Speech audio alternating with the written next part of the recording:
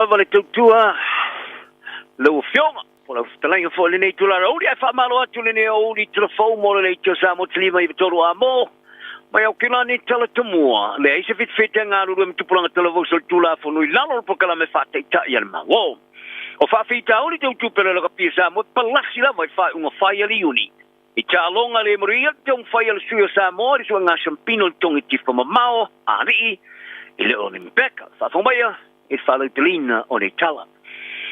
O le tua ingo tolo o pinga fa fita le malo le fone o le delina lo ia. O le ale se suur fita ni silenga ruai.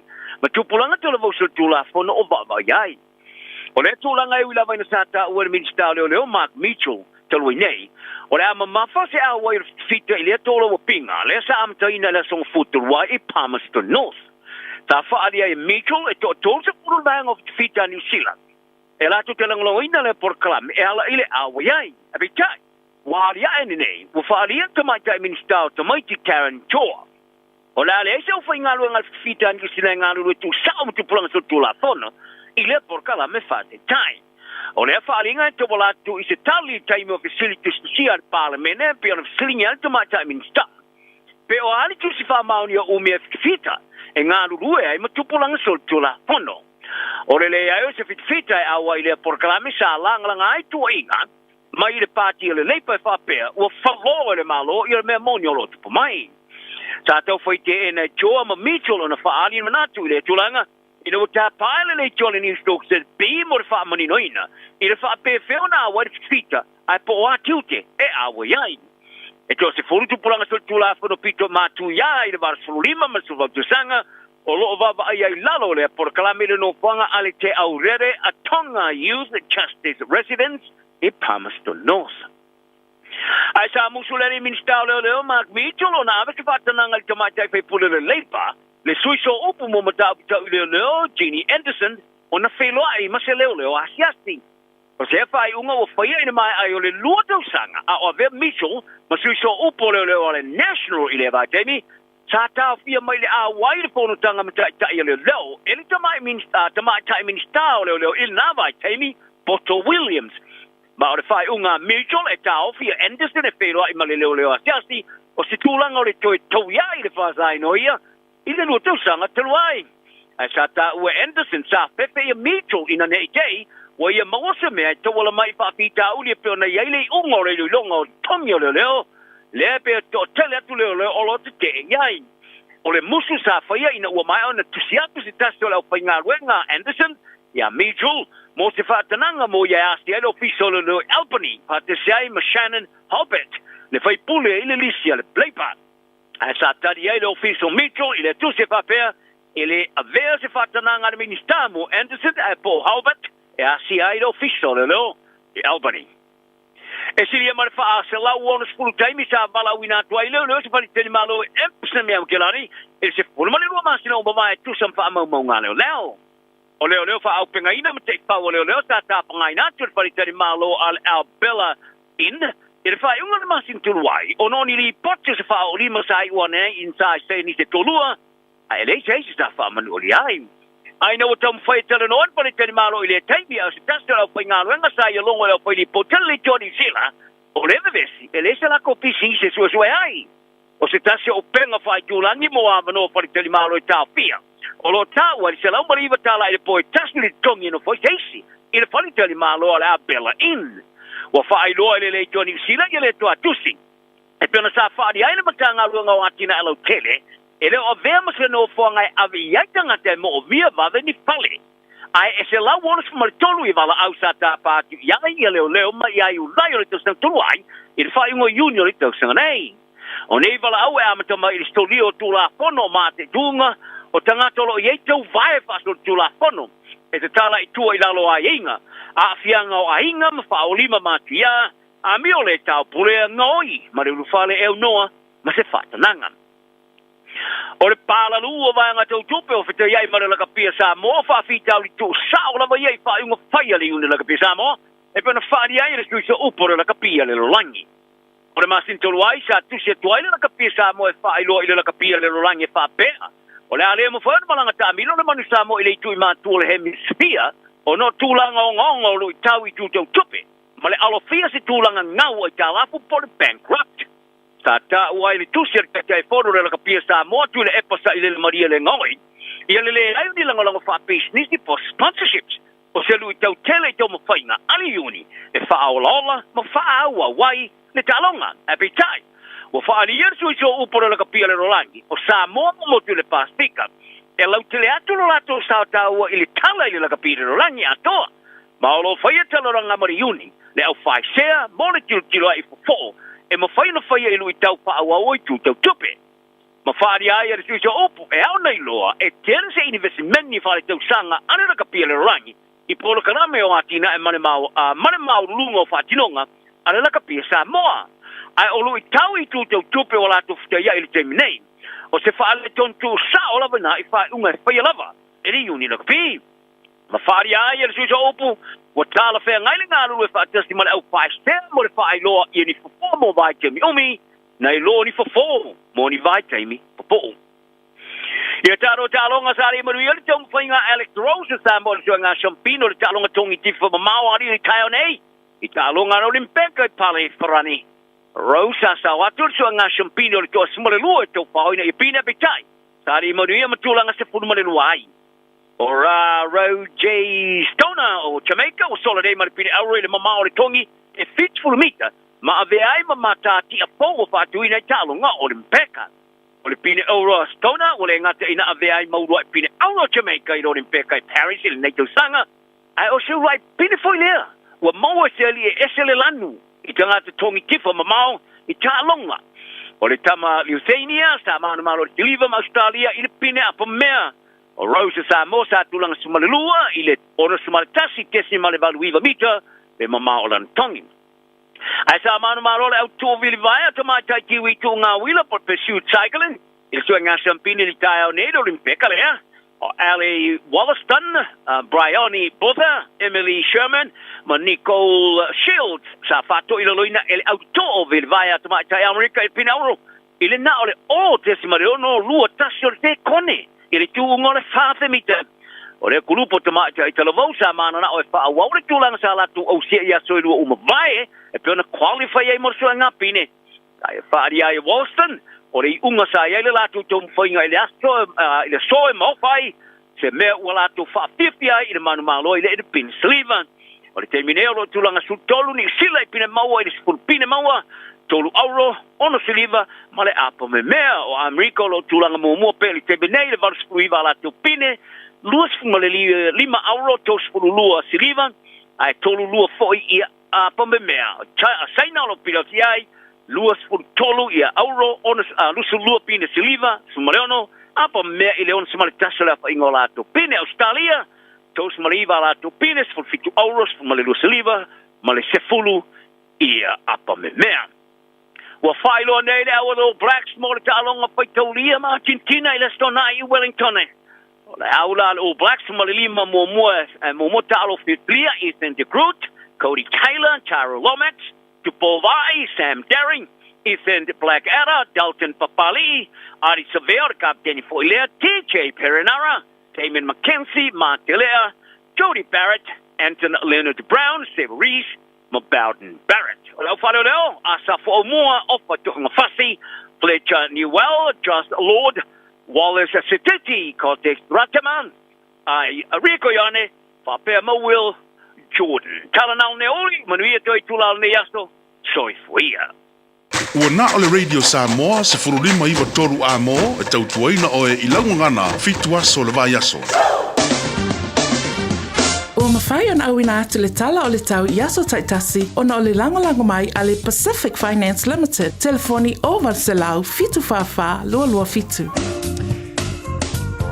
La dawa fa funga le terus fa bo pona o tātou tala I vai whanua tāpreina ma funga tātou sunga ia seuli umalau lifi mausisi fa bo ponga I lea waulia taiao I le tūlai tasi ai fuisi manulu o le yaso e vai le iau o fuma whanawhana fai mau tō tingi fai malu pulou manatua inu mau whala Ala wenga le tala o le tau e pera o le mai ilo fisala vai tau mo le so e aina I wanga e mai ono palasi mai I mutimunga I sina taimi o lea wōri nei anga i antu i le fiafiana nei e ono mamafa i nisi o nau fuanga e anto ai mawhai titili. O sa wiliang mai le soma i le tu i mātu wha solo ina ngi mai i le tu i se sifo i se taimi o le awa uli nei. O le mawhanawhana se fulu ma le lima tiki rimo au kilani malulu i le poa na nei o le awhianga i tātou ma le fitu tiki ri. E ngoto le la i le toe se fulu fitu minute i le tu lai ono i le fiafiana nei. O le venga mala soa tau whamai a wawa mai to ulu vavasalo ai wanga ma tele le tu i si sifo. So vili angi mai le tu i saute i si sifo i le asoa tau. E watana whantua i le rivaeng o le awauli a inga woma e masani. Alo o mafuta mai Samoa i le tātou polokalame o le mana vaunga wenga. O mele official va i tamu Samoa winga o le tau. O au savili e whiololo le malosi o le tua o loa. Savili mai saute i sasai. O loa fitia i pēa Samoa mai a fia ile antaro i au mara i timu i nisi o taimi. O le vainga mo le soi o le whamela official va i tau i fitia se vaenga o le langi au mara i timu e iai. Ia ai maise lava i au tumaunga. O le vainga mo le aso a tai au mo Samoa o le anto ulu va solo ai ia nai timu. O le tūlanga nai pio le iai winga o le tau le ngata mo i tātou nei au kilani. Ewa befo i o le tātou wha sinomanga i Samoa. Wa i se wha malu tu i lau ta vale tānu mo oine te o prasi mai timunga. I le taimi tono e piki mai ai le whana wa onga. O le wa se mani anto le vai o le tātou wanti. O se fulu ma le wha miruta wa te ene le tūlai lua. Tautua le Radio Samoa. O le difo i a so tofi le so valu o le rima sino au kuso. Lua afe lua wha. Loa le tautua le Pacific Finance ino do ngā tupe mo so se wha moe e pe o maliu wha i poiponga a so wha nau whainga malolonga ma so se wha lewanawe. Ai moise le toi fui ato wha nau i lea onga. A palai nei loi le pacificfinance.co.nz pe wala au le ovalu se lau fitu wha lua fitu. E talo sanga sau no ngā tupe i le vau le lima se lau ma le lua se fulu a tala. E lua miru te whatali e lau talo sanga online. Ai tasi le tu lai whatali e se tali. E ia inga wha bitoa. Walau lo le Pacific Finance Limited i le ovalu se lau fitu wha lua fitu. Ovalu se lau fitu wha lua fitu.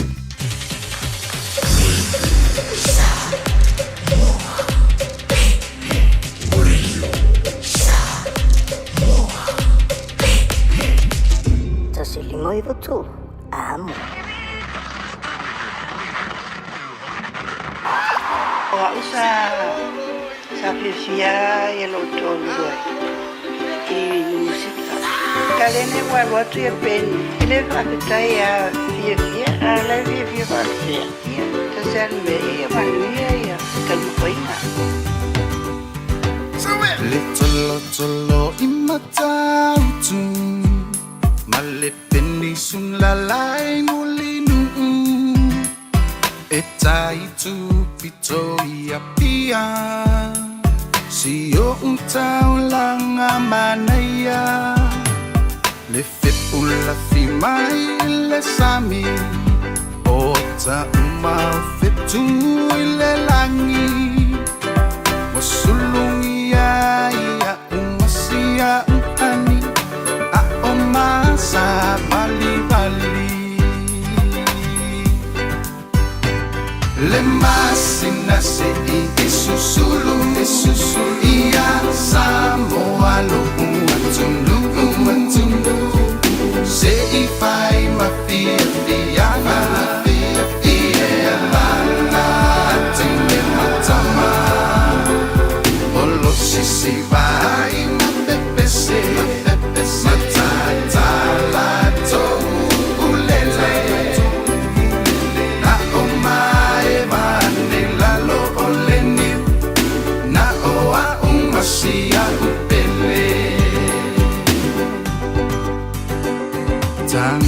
Tangi mai lewati Olo otu mai imata pele Ai o mai va masia upele Ta oto ai o pese Matilo tino atu isisifo Olo otu mai ai le casino Mauna moli ata amilo Bei o se pera mitai ai pupito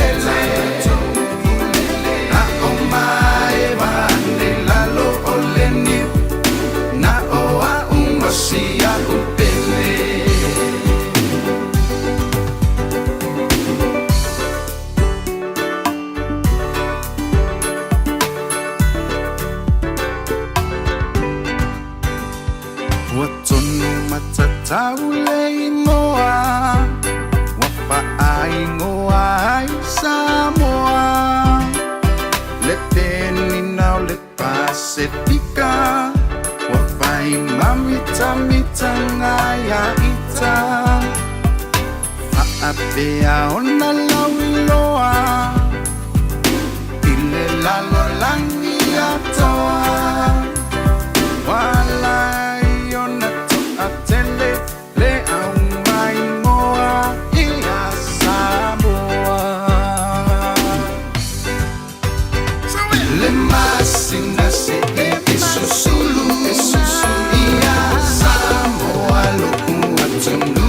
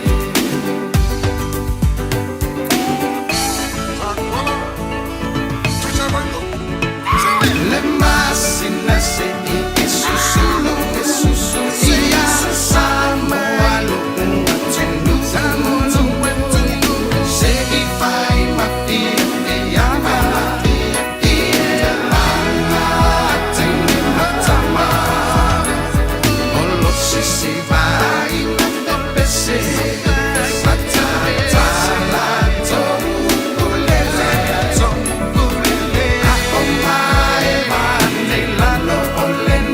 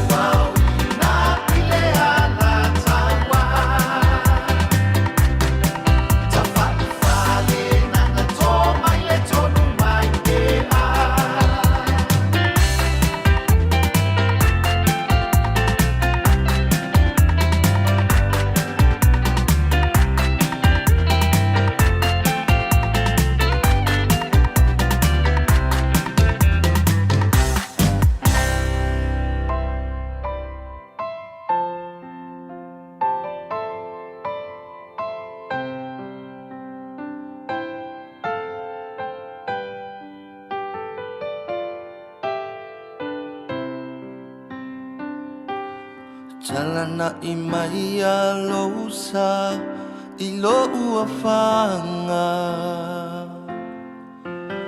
ilo ainga manayo matua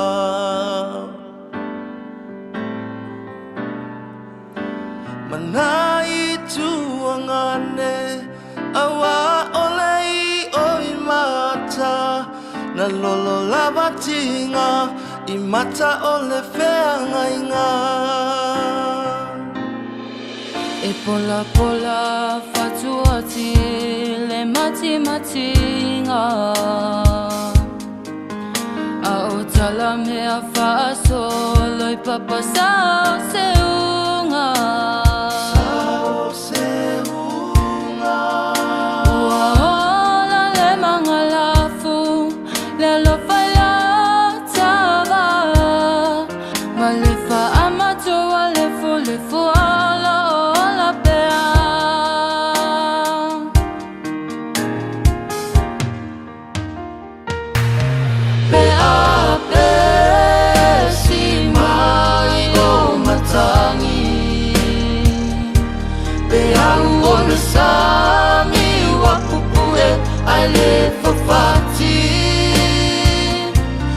Ba'a o mala ia tatanu I o tala Wa malia le alofa Wa masofa o ulangona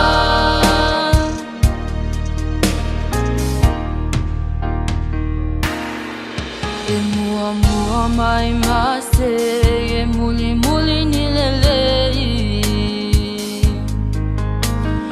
Tala le lalo langi o ayu le matangi Se ala ilo lava o le lava o te mafana fana ai lava se ivi o uivi o le aloli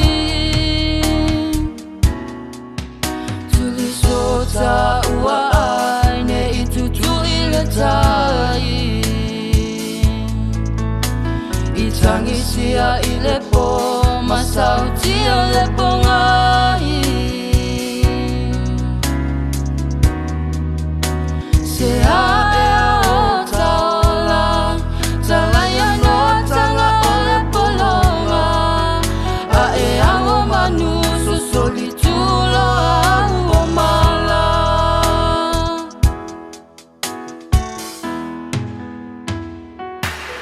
Pe a pe si mai o matangi Pe au o le sami wa pupue ai le fafati Le va'a o mala ia tatanu I o tala Wa malia le alofa Ua masofa o ulangona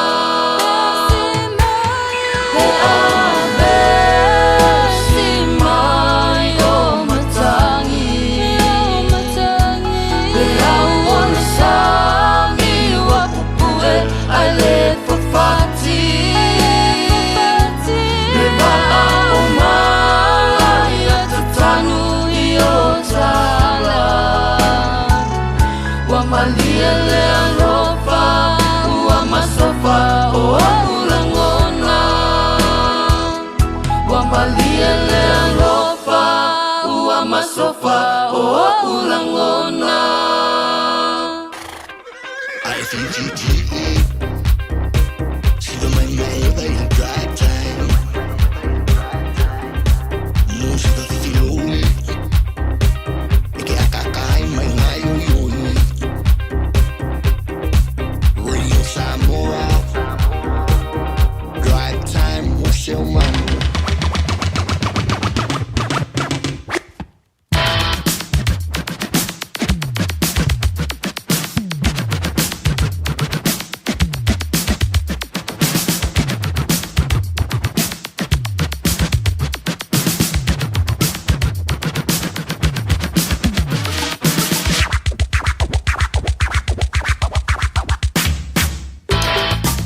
Afa tonu le tulai lua I le rivainga o le aoli o le so tofi le reile whātua whiti o ngā luenga tūte ma whaivālo whirima ala pa ia malo le tātu o turu ia toi tasi fui le aso a onga o nei whanau o na mai a fui leo le riva ia so momua o le masina lona valu o le reia tausanga fui si malu o le po ana po ia Michele tai o na reia ana leila ia o me lava le rivainga la uli o no le malo siulangi mai o le savili e pe o na moli mawina I le tele o pi turu io o le fa malo si awaia le tanto polo kalame va ai fa le io o fuma fana aua e te fia malo io e fa yasi malo to le savili ma le malo lu nei lo oi ine te iua e fia foi le fulu ia ona le mafaile ona fa tonu ina nisi o fa moi ile nei fo ia vaiaso ia po le fa uma fo le vaiaso o le anga tuiai le pa ia malo le tatu tru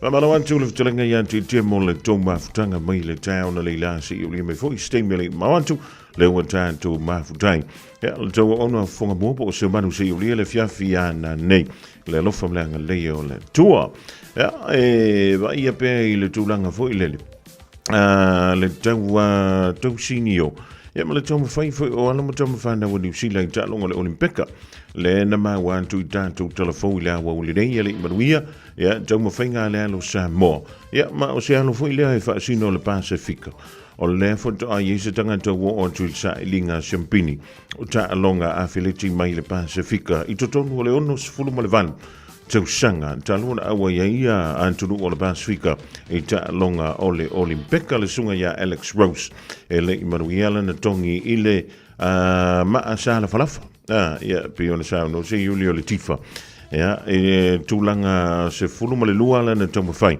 mai ia ilanto mai ia le na tau vai le sa ilinga po a ia manu malo I le pine auro pine siliva ia ma le pine apa me mea fa malo antu ia Alex ia ai mi se ia alo Samoa o le sava peleo na awi atu ta longa o le Olimpika o le o sa uma ia alo Samoa I le ta longa o le si ngā ua mea mafa le sunga ia Don o Pelonge ia ma le tomita ia Uniara ia ma le lai mai tawantu o Don e tau vai le astona nei a foliva I le pola astona ia a le tomita ia Uni o la fa peleo na tau vai I lana category I le aso sa aso nei o lona winga ia o lau tāpua inga fo I le nā I le tomwhinga alo mo tomwhana o le antru ma le tua o le tomita ia ele o Pelonge o le tua whinena o le li o Don o Pelonge le na ia maua le pine siliva I ta longa o le Olimpika ioi e ngā alanga maua e siteni o ele o Pelonge le pine fo I le pine siliva o ngā ola o kamarenga mangumalo le aulu Io le le fika ui o ngā mea le na fai ele so ngā mo muri anu wa koe kenso ia e wa tū lido tū lek fa mai ele kana le siro mafu ua o va le tū lek o le menga sa wa misi ma le tū lek tain tū lek ia e talo si ia le tau mawhinga alo tam whana o Samoa I solantu sau ia wa fo I se ayo le tantu tulu talonga le Olimpika ia e le ngata I le I manuia ia le tau mawhinga tumaita I New Zealand to tolu le na tau mawhai ai I le punga fo I le lunga e pipi I le la au I tau mawhai ova I lunga ia o le maua lunga le na seti ia e le I tau mawhai e le manuia uma I lan tau I to tolu o le na sawan tu I lunga le final ia pitai o le na manumalo le au te wila te wila le to a wha New Zealand I le pine siliva ma ua wha popoina I le si pine New Zealand ia mai ta longa o le Olimpika ina ua tū lua I le la tu unga ma le au te wila to mai tai mai le tunu o Amerika fai lau sao le te wila le au Amerika le pe o le molu mawina I le pon I le vaveao na le la e pe ona fa tonu ina I le sa I linga champini ia lo ye fo inisi o la te wila la vai a New Zealand o le a fa pele ona mai mo ia le tro I se so le fo ia so I le sa I linga champini e pe ona lautongia ia I la to ia al to mai o Dame Lisa Carrington ma le walo pau ia o le dau sa ni tu fo I la to I le sa I linga champini e le fai unga o le nei fo I va yaso e male tala e pia mali e le mali ke fo yo le no fo tau tu ai lunga I tala ia mai o ia fo ile Olimpika o le tamai tai initia. Vai mai. O ta longa ia o le pi. Po le wrestling lai fa tonu ina I o. E fua au pauna ia so uma. O le mea lana na iloa. Ua whakapopo lai titi ia pauna o le tamai tai initia lea. Na saudi atu e whitawi. Ia ma le tamai tai champini ta longa e fia ua tuana mai a pani. Mai famili fa mtalanga. O le ni tamai tai ia pani. Valu se fulu ma le lua ana ta longa e le I faia ina lava. Peita. Ya o le nga pingi lava e le tangata lea le semi-final. Ma fa pe lea ona malolo ile tamai tai ia pani le. Ia ma fa pe ngā lola ia lea na parpalan tuai malana le ko kirenga ia I valu se fulu lua ana pi inga. Ia ele ai ma se faia ina. O le mela o le mawhaia ona tau valu tamai tai intia lea ina ua malama I fulu tai au. Ia ua uma to ai ngā whainga foi whamai. Ia ele I ai ia le tamai tai. Ngā o ngai vai anga awe tau whapa ue la longa paunga. O le si mea na o i ele tamai whainga ale au vaenga le ana i ele tamai tai pi I lea mai intia. Me ua o lavanga oki mareu. Wa I ele oki o le unu so le kau wha maa ili tino. Wa ke ia skengel whaia ko le pūrenga langa ka longa. Ia, sau I se oki lo urupe kau rusia kuengi o ponga.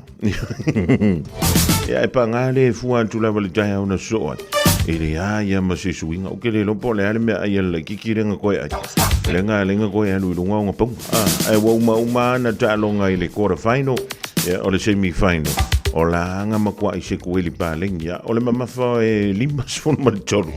Kilo kalama. A le mea ngau ke akai. Wo ai le ulu o ki fa me kau fa mama ko le mafa. Wo. Me na le o fa pe. U fa nga o ngi sio ka ko fa ka. Fua ko ka o va le mafa pe ko la po me ngo me la va pe. E le ila o ki kumlo. O ki kumlo ulu masalo o ke mama. Ani. E ai ma se mama fa lo la ulu fa mo mo. A fai o le ma fai ona fa tino yo talonga le olimpika. O lo ngoi. E ke fiwa o kilo. E le ye le su ye fa ngo melo le. O kilo po lo ma. Wa maka o kia le to inga me va pe. Wa uma ko inga fainga. E le ai la va le su ye la va le ma fo si de mai ta. Ye nga ke ya le wa o ki fa kope ko I malonga. Ye ka fa ma ile tin. So le ka fe le la no la ngire ngi Ya oranga o sina un tala mai o tala ngale olimpika e pe ona fa nga solo ile taimini le maka o kia wa ule o foi le ko nga me fa pe ya yoi ya nga mai nga lo ko fa o mi le rasta su so ya lo se ko lo fa malo antu ya sara manga ya be fo ile le ua samito like Hala Jamie Yala le sunga le whawhenga ia pini a mina whalave malwhala tua I nā I le whakasai Nelson ia po Nelsoni le motu I saute ia le ka le sia whaatana whantu le nivaengo la woli wha taile bau to mai ena whaiva ainga ia wapefo ia Juliana Smith Malua Bakulich whaavale o le mahuto mai nai Bangkok so le lora soifu me le tau ia tau I nai Bangkok taile mahuto mai le ia wau o le uso le mai o I raro tonga o Joel Matai malo Joel taile mahuto mai alo sina anti stolo milo umu tali e live o le mahuto mai nai Brisbane au se talia kisa so le whai ma le ainga takapuna Phil Tanto au wale o kia fuolo walava le Maria le sina tavae Michael Moripola pe foi Lucia fui maono aiu Falaniko Vitolio nei se mela fa po e fu pe fa polo ele am se suinga e mawai oi manisile pa le Perez fa talavantu antina talahani ko mai koe ya Manuel le lava ki mandau tafale salavai se ya nga fa pe fo ile tamai fa ma se fe mauto uma o le mavuto me le rivango le awu ali o ainga Abramo o le mavuto me Alaska masalo umalo o Tara Alaska wa tele le mavuto mai sa le mai lo fa malo e malo fa malo si mole au fa ngar wen maka ukia le ko inga aikia. O ki fa po le ulu e kau sui ele mamafa o le tina. Ioi, ai was ke ia voile.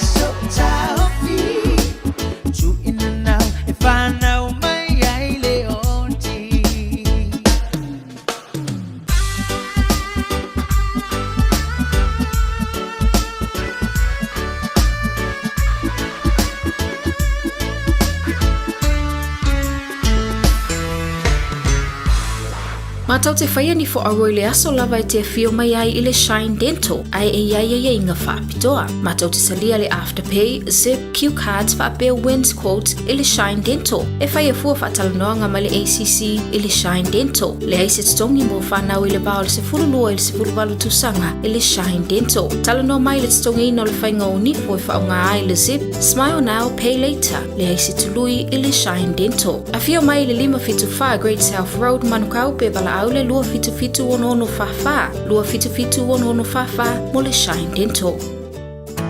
O se tala fia le nei Samoa, wei nei se tautua ma se unanga family noto mai le kampania le City Car watu si tasi dua lua Lincoln Road Henderson. Te maua iai le tele o tawa la poa band e o foi tatu tawa le laiti. Tania foi la tofa le tonu tongi e talafo mo le tatu cashback. A mantatu lima se lausi aga iatu le lima afe tala. Fe so te mai ulungia Peter Pernanto le numera o lua tasi o wale walu fitu lua. Pe amanau mia se tawa le fau molo ainga i le tau malulu. City Car started and said. O mana umie oe po se siolo ai nga se so ani tau fe malanga inga moni usila. I mata au po pe o le vai tamai no whanau po ngaluenga. A whai o lau tali o le ioe, wala au loa Ken Ferniho o le Fern Immigration Services e iailana lai sene. Ma ua silia ma le se 15 tau sanga o lana tau tua. E toa tele tangata o sosoani iai Ken, I mata upu tau fe malanga inga. E au fia ai mata upu na o atu le tribunal, pa apili le minister. Tanga iane le mata o Facebook, ma le upenga te whailangi I moli mau. Mo nisi whamtalanga, wala au mai le Fern Immigration Services, ma tala noa ia Luisa, I le oiva, lua ono lua, tolu lua lima tolu. Lua ono lua, tolu lua lima tolu. Po le o lua tasi, tasi lima tasi, o lima.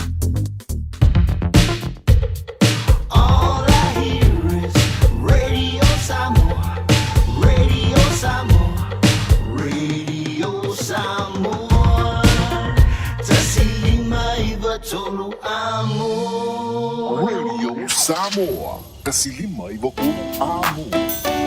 Dau jalan tu leina mo lau whamalo, ia lau whamalo si fo I mole au whainga ruenga le rivaingo le aso tolu fitu. Tasi lima I o tolu man tolu whana wa onga. Le ialo vave o la e piki mai la tuk. Waisi malulu o le ia wau o le aso tofi. Lewe ilo janto wala talofo.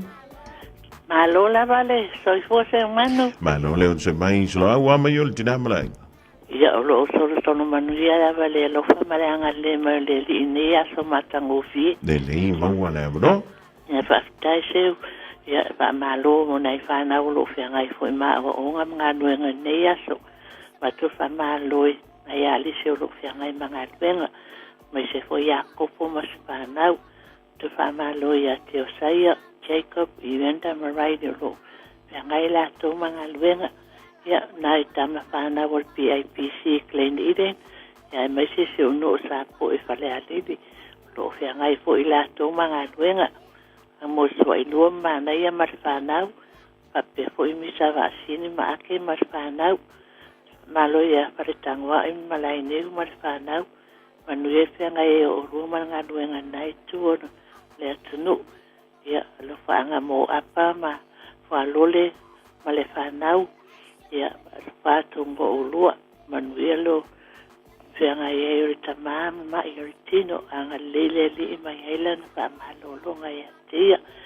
Ia, o ua inga umalapa lo whalongolongo mai nei aso, watu wha mahaloma lo whaanga mo o tau, lo whaanga fōima wha mahalo si o tama lo whianga I oia maa onga, mai tai o Brianna solo au, ia, wabe mai whale pe a tuwale aonga.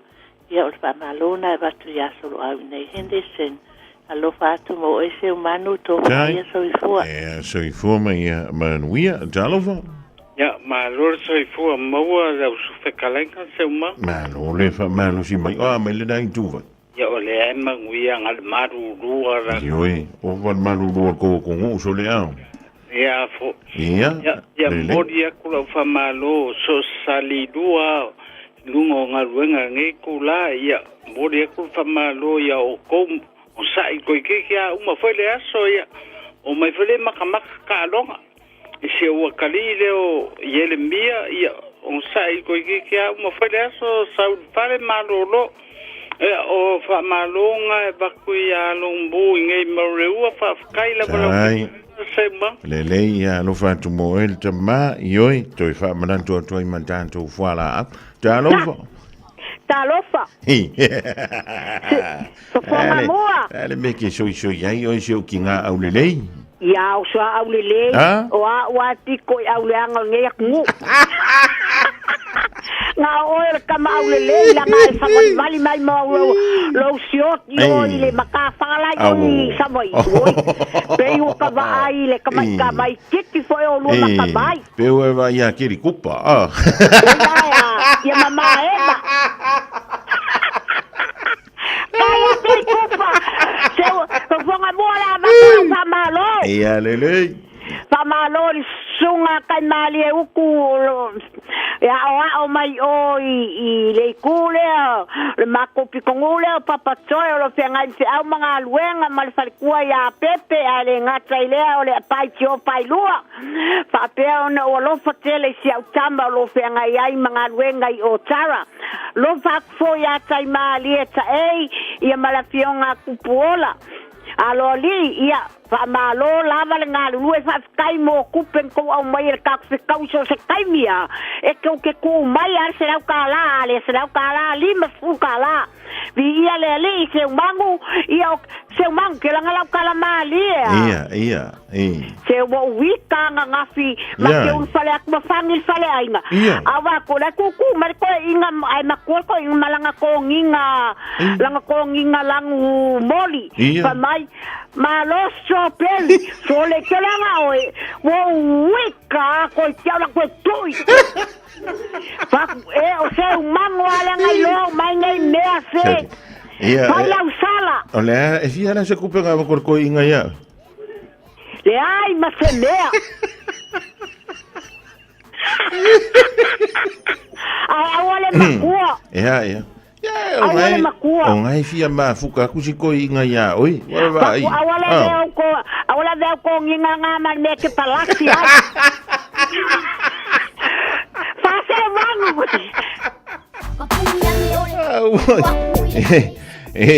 ele se me vui ora ka ko vivisi ai fu ele o anga fa ia ko lo suafa o e anga e fio mai ma e kana a mai me va pe mai e ai ama se le leisanga kausto peri ko ngi fi e pe oi e le langa fongo lo ngo umri ku manu va pe lo le ko fa ka ya le fa e ku papa ole a kuwa ku nga sua fa mawalunga ya ki o shoki ya sio kamalo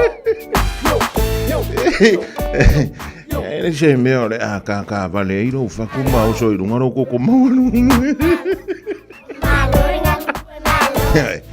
ke fa ya ku io anga va pe o le wo sua fa fa o le van kire ngia ku o le fa ka ro fa po le vala u merga ka ei o me foi fa ka no fa iro ngor se ringi re fa yo fu so chalo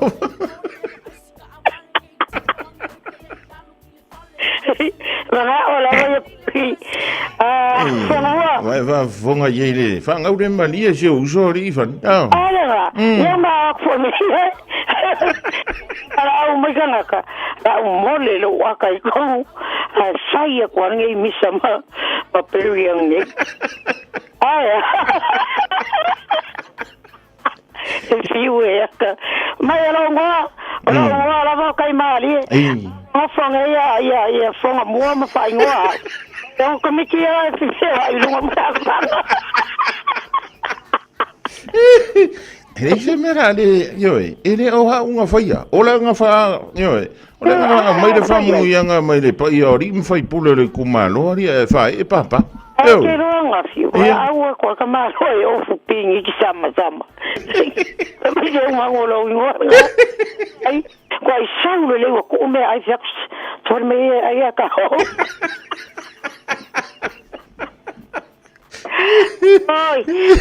ela va fonga moa ele ya se va kuia ngai elo fa ngai o ngai fai ma ngai fa ma lo ya va kro fa ma lo ya sinave ulo mo to pa o valolo mai ngai papa to nave lo fkele ak ale nga kai ro wai nga uma fa nga venga ngai yas ya mai se la wa de pas fa kai kele al ngai yaso se o ingo ngai lo ma ku ilungo ko pas ma lo la vale singa venga fa ngo fie ya le nga kai le ya va klo fa ma lo fa yo fa fonga mai la wo fionga pa kele maiko ya kaya fui ka ko ia o papa i o tawa kaya mala wo fionga pa kele ia le nga kai le ia ole au ave pasi uma la varo kele ak selfani mo ko e fa pe ia la ave tax silia olo fa anga mor ka ko le kio fa kai kele la va fonga mua po se umano ya alo fantu yoi a luko yo misio so ia apo i pe ye va i ke mo so se ma yo se stalofa stalofa ya malo sai fu van ya lagi mama ya pa kai na mo na no ya halu la ba no foi ba di ngai do ma yo lo pa malo ngai ka ba ma ya ma ka ma la kamare dei fa yang ngal dei kau singal dei la kwa ina malo pia ki ko ngal due dia ya mas umang ko fiola mai e fa tena ko fa malo ko ngai ki nga mas ko me ngai ki nga lai ki fa ngal no la ko ola ko kamai ko mo la ko ai ya wa u fio ki la ko ava ya mana ko ka ya de ka ke Se ora pe pa ngor ngor pa ko.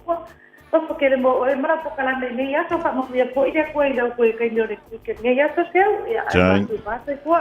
Maruia ni e fiafio le tolu ngana tanto wa no le vala au mai. Fa malo antu ya MJ Maxwell le mafuta mai ina I kahului yo malo ali fa tele fa tasi mai fa ma sani talatai na sop o le mafuta mai Washington nei America ya maruia fenga malo longa o le fo ya fiaf mua to manta yo va tai Van Kini le fa mai o nei Texas ya America Gideon Benaya Quindi Savelio mai manu devo. O Mara ya kopo before ya lo sina anti fish. Lo so va teleba tomailo so ya keni mose. Ya maloa umala so ngi nga ke fa maliu solo o tara. Ai nga se vai parpala. Mai ko molipola alwan tu ya uto umala vale ma uto miliriva ngole. Malo va traile va just mai le tua ala tanto wala leo se ole mea e fai maaka awa aka ko fa o ke miu o longo I longo fia ka risa ka kupu lua e le fai sa ka lunch kolu o longo inga le maua isa ka wo le maua fo isa ka kike poa me I e te silingia ita iso ufanonga o fea so ufa asino manga o italofa e anga tonu o manu ape a e fa fofonga a ese I o fa amatala ina o si o fio anga mate mai e o e po o fea le no foanga le na pu e mua mua hai lava le atati fanga Le ali o ke le kupa male to e fo I le paradise Le wafa ai ngoa ai la va o si o mata ama Sima o so ma fata party Tama ole ai ni sami Se e mai malalo Tene ole lau salato Awale si o oto manolo Awa etene ime Oto mai tenenti fili so pa angai tama ole mi elaki lo olama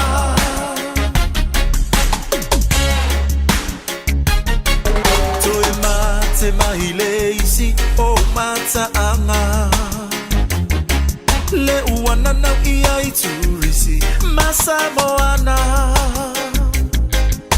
Le mata revalea ua fai mau umita mitanga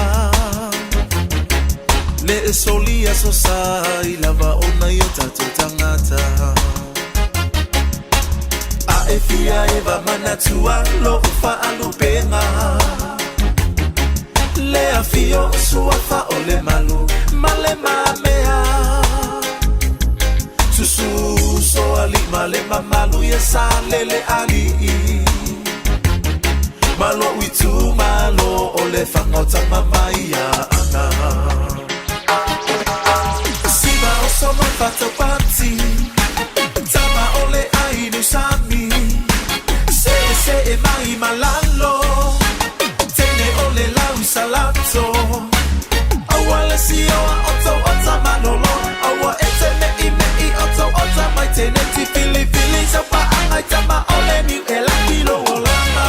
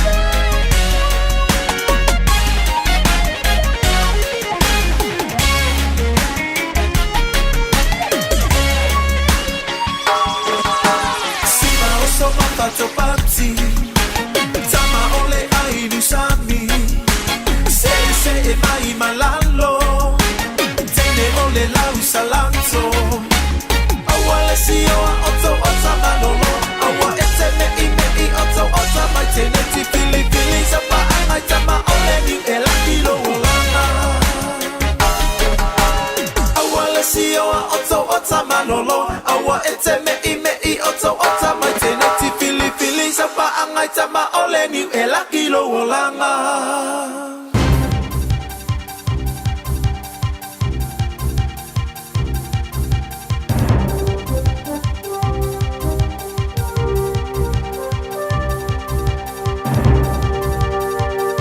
Patan fatu se whapoponga nei o telefo le radio Samoa.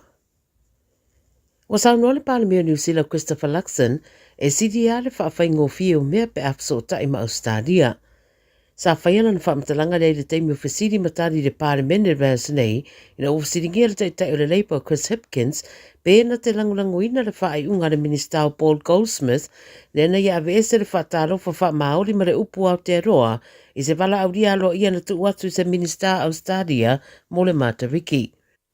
O Goldsmith o le Minister o le Culture and Heritage ma wo whailoa le One News o le whaatanunga Goldsmith na whaiela na au whainga nwenga Yesuia le tusi le amata uai e mana o whaafengo fia le tusi.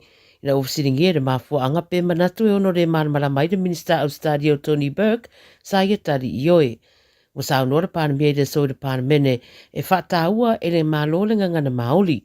O le tari le Panemia le mata upu na whaalongo inai le vava o le Panemene mata o fia le tu mawai e le whonga whetarai le whonatanga mo le asana rapi mo sina taimi. Wa sa idea le One News se fina ngalo le Minister Australia na awe e le warauria e tu sau le mata upu.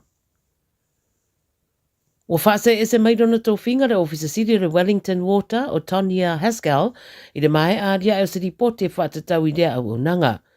O ripotia le Radio New Zealand o le amatanga o le ruawherua toru na amatai Haskell i lea tō whinga ma wa whainolo nā so murimuri i le avanoa lea o atai ao. O le ripoti tutu o tasi e whaatatau i lea au unanga wairo ai e whamasi na whato a whairoa au whaingarenga i le pūrenga whaitulangi se whaale tonu le paketi whai mai e lima sutasi piriona se piri o iai mai tu tonu le piri o tai tolu tau sanga. Sa anor tai tai whono le board o Nick Leggett sa awhiso Soani Haskell i le porkalame le whaasoa ino le suawa i lea whaitū whaatupra iai a setar company le tau sanga whaare tupetaruai ia male amata whaangai o ia neire sa i o seisi ofisa siri i naiwa ia so numana iai. Whai mai Haskell e mita i le ave o ia ma se suyo lea au onanga ma o se whaanolo mawanunga mo ia i lea tō whinga.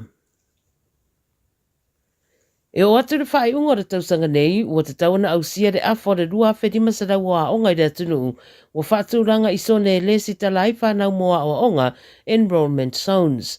O se whaaringa rea na whairoa nisi o pure a onga i le rei tiofa wamaro New Zealand, e mana o miona whaatino ina ia purea le rei eire whaatupura ia, o le au whai o tamiti a onga, mai ei fo ia onga rātou te reo tari e ina rea whaatatau. O le whainga leo le stalo o tamaiti a onga i sone, e wha mautino ai oro iei le awanoa o tamaiti mai lea vaipanoa, po o vaipanoa tua oi foi, e awa iei i se a onga i ro lātou lawa whai tū. A whai ai ei pēni awanoa e tatoe, e ma whai ona tadia ai tamaiti mai whawhatu o lea sone. O le whorasanga na matanga ruenga wa onga sa whai ei ni manona ta wai, o lo fuafua o atu le whai unga le tausanga nei o wha popo, nisi enrollment schemes e ono swutasi le tanu. Wa ta ue le ripote e ia onga o te ena lea whainga, ma le whaamtaranga ua matua i tūtū mua onga, o toi titi ono sa lauta maiti, ai le lava potua onga. Poloka la tele ma whatuai whemalanga inga i se whaitu o Hastings, ina ua lawe veaini lori se lua. Whaarablawa na tupu le afole iwa le taona reila i o Mahu Road i Twyford, whailua leo le stasi na fiai, a lo whanga soro suenga. Wa mai akiria le ala tele wa fautua ina fo i le tunu whemaranga i a whae tete i rungo ala te tele ma i a usta ia tū la fono le awala. Ma le tala muli muri wa whae noa le awana li whaia onga Scott Robertson mo le sauni atu le urua i ta'alonga le Rugby Championships. O le astona i nei e whetau iei le All Blacks ma le Pumas a Argentina i le Sky Stadium i Wellingtone. O le ri o Sam Darry, wa toe mau le amanoa ta alo momuai lo na tūlanga i le mai o la naurua i ta alonga na wa ta alo le All Blacks ma fiti i le masina taluai. O Ethan Blackadder, le isi o le amo mo i tonu lo na foi tūlanga ma Wallace Sititi i le whaleo leo. O DJ Perenara le wa toe fo iane mai se manuanga i lo na tūri ma o liputia foi o la na ta amurisanga muri rea mo New Zealand. O le aula wa whidiwhidia au fiai Ethan de Groot, Cody Taylor, Tyrell Lomax, Tupou Va'ai, Sam Darry, Ethan Blackadder, Dalton Papali'i, Adi Savea o le kapiteni, DJ Perinara, Damian McKenzie, Mark Telea, Jody Barrett, Anton Leonard Brown, Sebu Rees, ma Bowden Barrett. O whaaleo o a Safo Aumua, o Fatunga Fasi, Fletcher Newell, Josh Lord, Wallace Sititi, Cortez Ratima, Rico Ioane, ma Will Jordan. O le talonga lea whaia waringi tone, ta le fitu e amtai le fiafi le sto nai. Tala ia Radio Samoa, ina nei sa tofu. Ua mawhai ana awina atu le tala o le tau i aso taitasi ona o le langolango mai a le Pacific Finance Limited. Telefoni o Valselau, fitu whawha, lua fitu. Whaafonga leo turuku swapo pongona hon tātou tala I wai whanua I langana Samoa mai a Miriama la toa pomare le ringi a woli o le aso lulu. Whaantalo whaantua ima whaamalo antu e mātua le ranga I atu e piki mai le whanawa onga e misefu iu tau le whanang malo le whaamalosi ia onga e ina malulu ia mapua o fo inisi o taimi e le tai au.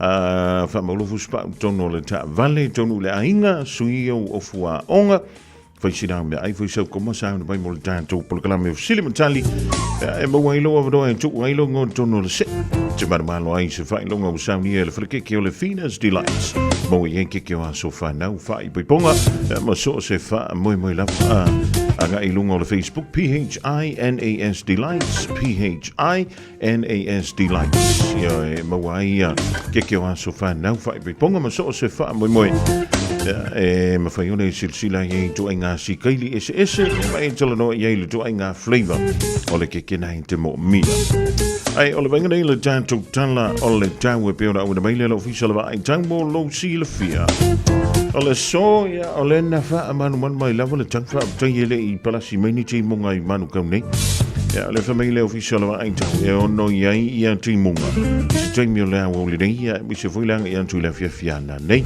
e ono ye fe ma wila ma fai titili inisio no foka Sovili angi mai le tu I mantu fa solo ina angi mai le tu I se sifo I se taimio la o li dei la ngoto le la I le fia na nei le toe fullu fitu minuta le tu la ono ma ole malulu I le po ana nei fitu tikeri Ala venga mala so anta fa mai awa mai to ulva va solo I wanga ma tele le tu I se sifo Sovili angi mai le tu I sante I se sifo ma le tanto utru I samoto e fatala fantu le rivainga o le fiafia to na o te ale fa le foto a fitu mala famiru to te ai le tolu I au kilani nei o winga o le tamo samo o au savili fe lolo le balo si o le tua o loa savili mai saute sa e lo ofitia I pe samo ma e a fiai le tru ia ma timu inisi o taimi o le venga mo le so I futia se vainga o le lang ia ma timu e iai e mai se ia tumanga o le vainga mo le so anta iau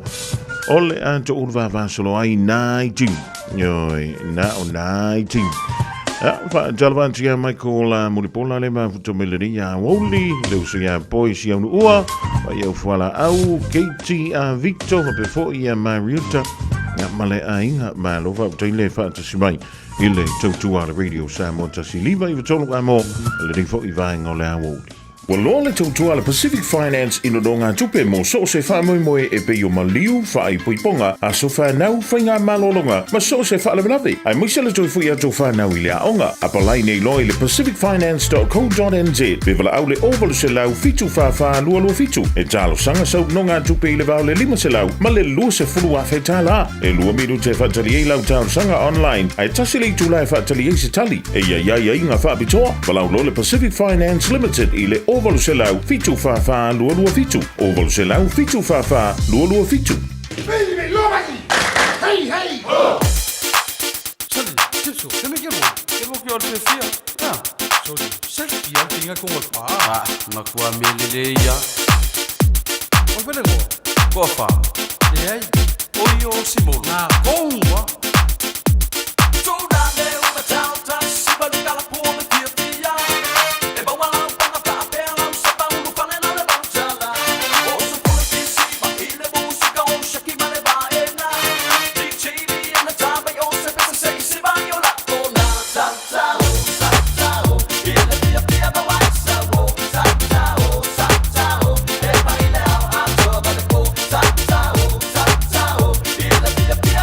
Whoa.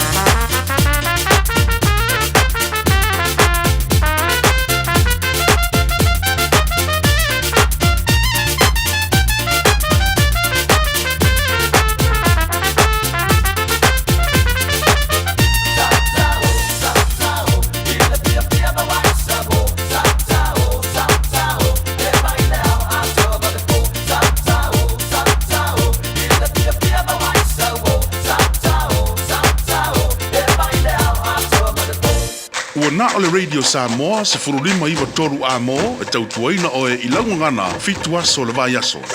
O le wha toa uma o tātou tui pui pui ar COVID te tau ona whai. O se au wala i tau sia le lei ai tātou, o tātou tua a mātutua, ma e pele i ai tātou. E pipisi le COVID le vau tangata, lea e ono a whai na ai tātou uma i a wala ese. O nisi tangata e siri atu ona tinga aina nai lo isi. Mo le pui pui a oe mai se mai onga. E whautua ina le whai o le tui pui pui ar COVID mo tangata uma o 5 tau sanga malunga atu. E le ai se tutongi, mai ma whai ona whai pea uma le ono masina talo ona whai lo tui pui pui lata mai ar COVID. Pena e maua fo e wha mai. Mo le whatonu ina o sau awa noa po le fia maua o nisi whamatalanga. Pawhasotai lau fo mai po le whale talavai. Pete tanga i le bookmyvaccine.nz. Avia maua so sa Omega ka Diana lowi moa Omega ka Tabale tau mo fie Omega ka Fili mai loile Omega ka Omega Cars, lua selau Diabetes Drive i Manukau. Po le telefoni o iwa lua vitu 5 tasi lua. Susu mai Manukau ne Omega ka Umalole Kesile Omega ka O le Casa Beds and Appliances, o le tali o manaonga, i o loa e whaatotonga ailo mauta, ini tau le lei, toi anangata, e mawai moenga ngā o si tutona New Zealand, wha apea se tino fōa o le potumalo lo, laulau ai manofoa, TV, la au pese, usa aisa, masini tā lava, telefoni fe aveai, maisi. A whiu ane loa i le whawhituwha Great North Road o tau, po le tolo fituiva Great North Road i Henderson, le Casa Beds and Appliances, telefoni o valu selau, lua 5 o valu selau, lua 5 Talofa Samoa, o lea ua sauni le tui sa mau Manhattan e whaafia tama i lo lato waso whaapitoa. Ta pena mai sona la e mo le matu a loa night, le aso whalaile aso tolu se folo aukuso, na o le fase fulu 5 tala le tau. Ta tala le whaitoa ma le a for le 5 le a fiafi, au mai tamai whaewa le tui sa mau Manhattan a loa night. A o whaafia le tui sa mau pen i le Manhattan Function Center i le iwa whaatasi ai Dominion Road i Mount Rushmore. Monisi whamtalanga, wala au mai lis i le Old Watasi o iwa tasi o fitu o walu. Old Watasi o iwa tasi o fitu o walu. O le tui sa mau brothers Malo soy fua, o le si fufonga Samoa, Radio Samoa, tasilima i vatolu a mo, se kia Radio Samoa. Yo e taimi ngona wanti lawa kwata pa chene le tula e tolu nai fa fianga fo ile nei vai ngala oli ya mai fa ili o fia band yo ma biso fringo ina so tau ya fia le nganga o most tanto so ta inga mas tanto filo inga mai le tanto unanga le city cars po le tanto falta le city cars tato anga ia tu ina le city cars sa ili mai tanto ta vale po sa ya o lo fina ngano in malu tanto tunu lo fatasi mai lunga le lo fatasi mai le fetelenga yarungia Peter Pelinato mai tato nanga le city cars le fu ivanga na fiafi ya ile anga fa lo tele lava fa talo fantu lo sungo lungia malo lava le unsa i mai male fa malo mai le tafa tananga ne fu ivanga o le awuli.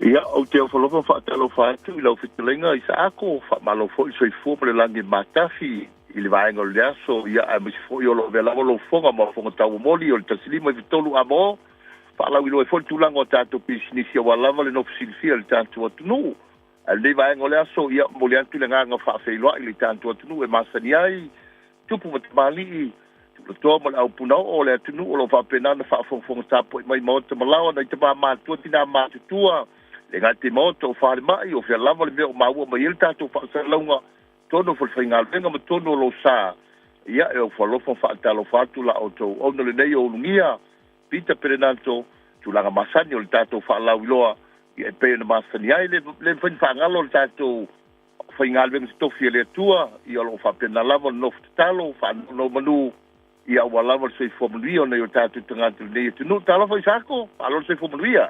Ia, o le tanto tau whaiva malo lava le tasi a ungia, ia, malo lava lo nisai, ia, o le tanto whaitalonga masani lava ungia, wa mail tanto a unanga le city cars tele tonu, ia, o me la ke le malu tanto o tunu i nei a i New Zealand ungia. O le vea sufa ingo le vea su nei ia o le whamana tuina o la Sao Tomai nei Samoa a o le masino fou ia o le Sao Tomai ia mo i tātou i nei New Zealand ia longoina o e lua ia Sao Tomai ai fia lo pole se o nanga ia o le tātou nanga le City Cars pole ani whapitolo o iei ia a wafu i le whamana tuina o Sao Tomai masina nei mo le masino fou mo le fou nia e fa malole a fa sin bai vai na tau le o te lo o le talia o ia me o mo fa pa o tau ta vale i pole ala va di si vai nga a pa o la lo la mata tu fulu afi ga ila lo o le manda ile na o fa so no winga o tau o matu ta vale le te nei ia ana fo isa ko ile stala vale ia e ma faida tu na tau e fa te tau lava ile malosi o lo ia lo income o bua pa tau fo le fa na tuino aso le tama o le nganga mawalunga lama o City Car ia nga fatia le lei nei ainga ma affordability le lei la so peimeni nei aua nei struggle la to tonginga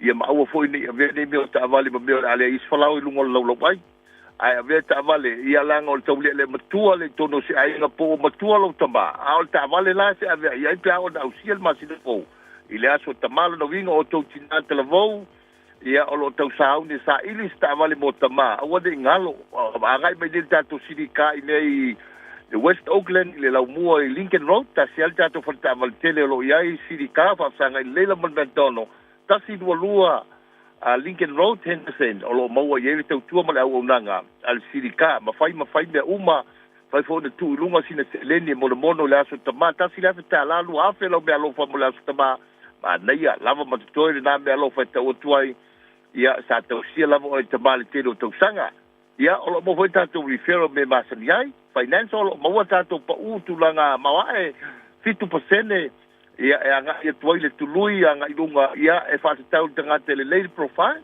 ia mo ila to fa le tonu ia o amata tu suiva anga ia tiluma le mele tasi sa ko wondingal ele ia mas tanga to sulu mai nei e fa mai tikline mai isi falta vale sai dal to pito tele ta ua ai mai ai nei su e atu lungo computer ia to ta fata i lima fata vale wanga i nei ainga ai o mai lo nei e mau tino ai mau atu ta vale nei me le sabo au te masro salo tala le ungia ai au foti so na lu solo mana tua o le tele inquiry te fa ngai de la so pe ono atolo le ono il vai aso tino vole to ia se te musical ai on sai bala au mai ina ia fai se tata la fa mala malama le vaenga le wala volo no silfia ina ia vai ona tu ina sa o toali tadi o la ta vale fo ia il me to na ia isa ko tau sanga o ta vale ia o lo le leima ato to tau sanga amata tu lava lua fes fu lima nga ilunga ia su fitu su val su viva lo fulu o le tela o tau sanga i tu i to no le ia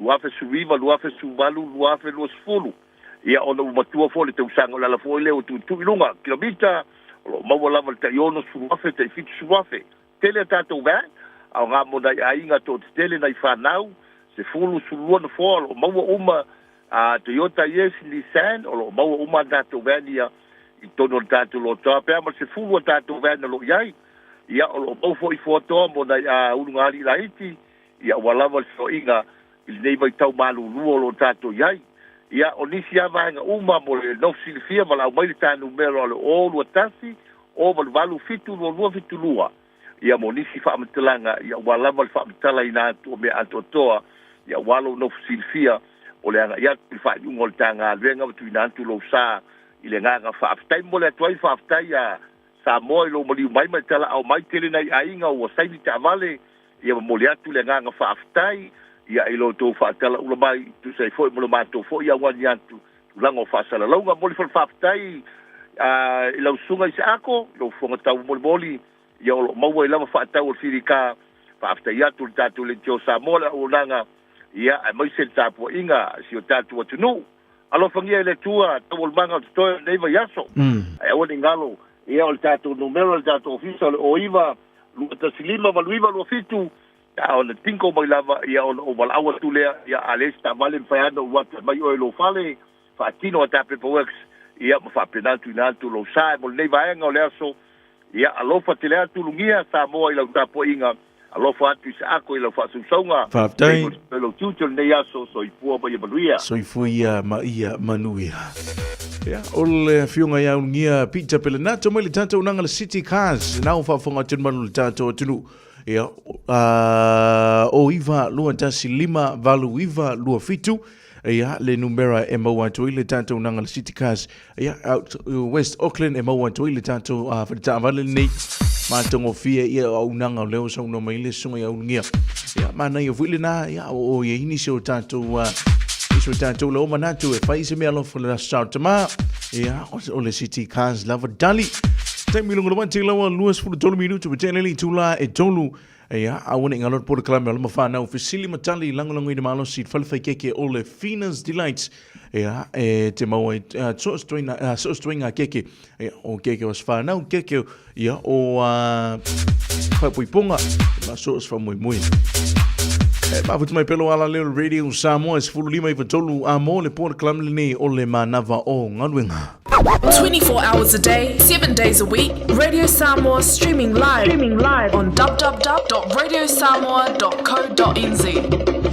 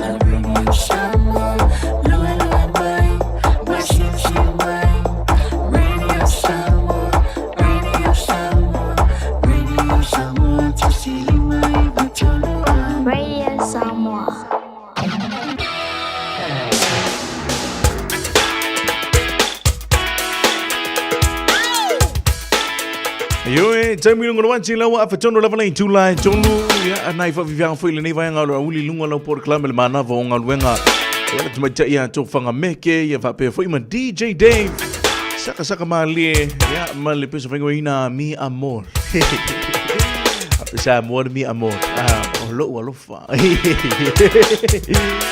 Te talo fatu isa ako en malu tato tunu a mai se tato a tamaiti alama fa nau ya tamaiti a onga ya ole fa anto a ole fa anto atu a onga malu lava tamaiti onu sai male fa malu losi ya wa onga le nei fu ia so tamaiti ya tali tonu ya nawa pike mama dad we fa malu fu i ma tu lo fa malu si pike alama fa nau a onga ile nei fu vanga ole avoli Tamaiti aune ngalo tui tata fu spau awa fo I ole saunga le mu le lei tele tatu tamaiti tui le lei tata fu spau awa fo I ole tatu saunga le mu ya pe tatu anga ia tui nai tatu fali ya tatu proclaim le officially matali lango ina malo si fale fai keke ole Fina's Delights e te maua tau keke o asfa nau fo poiponga maso o se fa mui e lunga le lanto Facebook page ma le lanto Instagram page I le PHINAS Delights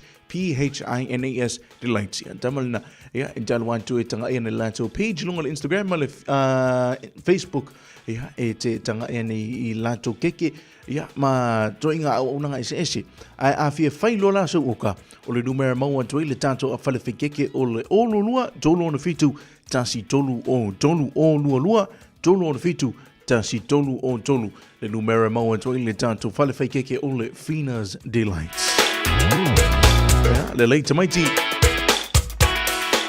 o le tanto fasili mo male so tamaiti o le tanga tama isa aku o le ale masina e whamanato ila sound tama ina I Samoa. Ele unei New Zealand a o ina I Samoa. O le ale masina e whamanato ila sound tama ina I Samoa. Tolu fitu tasi lima iwa tolu fitu tasi lima iwa tolu.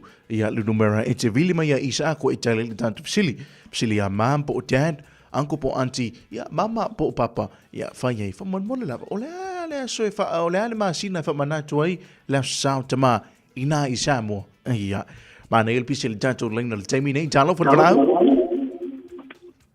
Whamonmole lava, whainga ki la lo tala au whamonmole lava. Talo fa lava o ele se no? O fetu malo fetu wa mai ui. Manuel Hofstad. Le leite le fetu na ya onga nei. Ia, ya mai la onga nei so fetu. Amai Manuel Hofstad. Le leite le. Ya fetu o le tanto fasili mo le so. Tanga tama ya isa ako. Po le ale po le ale masina e fa manatu ai la sautama ina I Samoa. Au kuso. E mo I lautan? Ele su ia lautan le fitu? Le tele fitu tono so fardatu sei. Va fita I level vil mai lo fatu man wil ne so fitu? Ia le fa so fuia. Talo fatu tanto valau? Talo foi siako. Talo fa lava o aile e lunga telefoni? MJ Sipati. Malo lava MJ wa mai ui. Manuia Hofstad. Le leite le MJ na e aongona ni? Ia e melni so MJ. Manuia. Le lei. MJ o le tanto fasili mo tanga tau mea isa ako. Le masina e whamananto ila sound tama ina I Samoa. Au kuso su kasi. Au kuso la su tasi o le masina? Au kuso le leite le MJ tulo so for tanto sei. Fa fitai lovely vil mai alo fa tele atu man wil ne so MJ. For isiako. Ia. Fase for isiako. Fase for Fa fitai lava MJ alo fa atu man wil ne so fase for MJ. Ia fase for. Le leite alo fa tu tanto valau. Mai sako. Malo lava taniara wa mai ui. Manuia Hofstad. Ia taniara na aonga nei? Ia e. Ia e amene aso. Mangaia. Manaya feololo pe. Matua i manaya. Mangaia. Le watu men faile angon nea tanya. Faile o vasenga sa moa. Dance class male drama. No, le malo la vadu sa i male fa malo si tanya out koya term 3 term 4 uma fili nei tau sangai. Iyo e. Ia le. O le tanto fasili momua taniara tango e tau mai a isa ako ia le masina e whamanato e leo sao tama. Au kuso. Au kuso. O le aso au kuso a tanio. Po ngesi fasili la. Au kuso sulukasi. Sulukasi au kuso le lei tele taniara. Tulo so fa tanto se i fa fitai la vili mai alo fa tele atu malu ne aso. Ya la fa ko. Le lei fa so i fuia. Talo fa tanto fa au. Malo soifua lo fionga sa. Malo soifua malelangi maro fionga David. Wa mai. Almanu ya fafta de lo foda tu. Ia le tele David. David na ya ngani. Iyo. Le ia e mela ngol ni so tu men fele a ngani ati.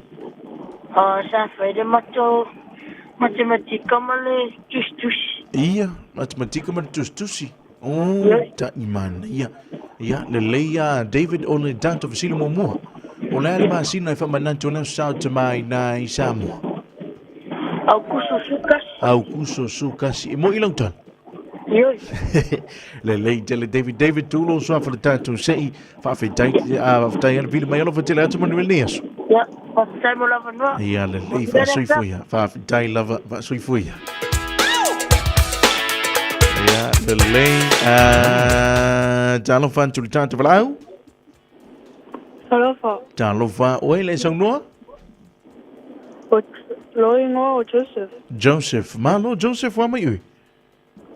O mango yo faftai. Ja, Joseph na e ongana ni. Ioi. Ia, e mai le ongana ni so a Joseph. Manuia, le tele. Joseph o le tanto vasili o le ale masina o le tausanga i whamananto e leo sao te mai nai Samoa. Aso sufulu kasi o kuso. Aso sufulu tasi o au kuso le lei tele Joseph. Tulo so fa tanto se i fa fitain te le lava vil mai Joseph alo fatu manuel nei aso. Manuel afia. Fa fitain lava fa so i fuia. So tasi li tanto valau e tante le se e atu li tanto por kalamri think a minutes talo fa valau. Talo fa oi le sa unoa? Senia malo lava senia wa mai ui. Paluvia fa pitai. Ia le tele senia. Senia o le ui na e onga le nipe na tamalo. Na e onga ia e amela onga ne so senia. Mani fa pitai. Le tele. Ole tanto fisilia sengia. Tango e tau minha isa ako. Le masina fa manato ila sao te mai nai Samoa. Masina au kuso sufulu kasi Samoa. Ia sole. Maua mai umai sengia. Ni tali so. Fa fitai lava sengia. Tulo so fa tanto sei. Au ni ngalo tanto sei tai au a sengia. Ia lelei fa fitai fa soifuia. Ia, tamai tila wa toi loas fulu minuta tale tula e fa. O le atato se atu li tata po le klami le think a minute ona tato i fai mailea au a fui fa wawina ma le fata ulongo ina le tata po le klami o fe sili matali langlango ina malo sili fana keke o le Fina's Delights. Just think a minute. It could change everything.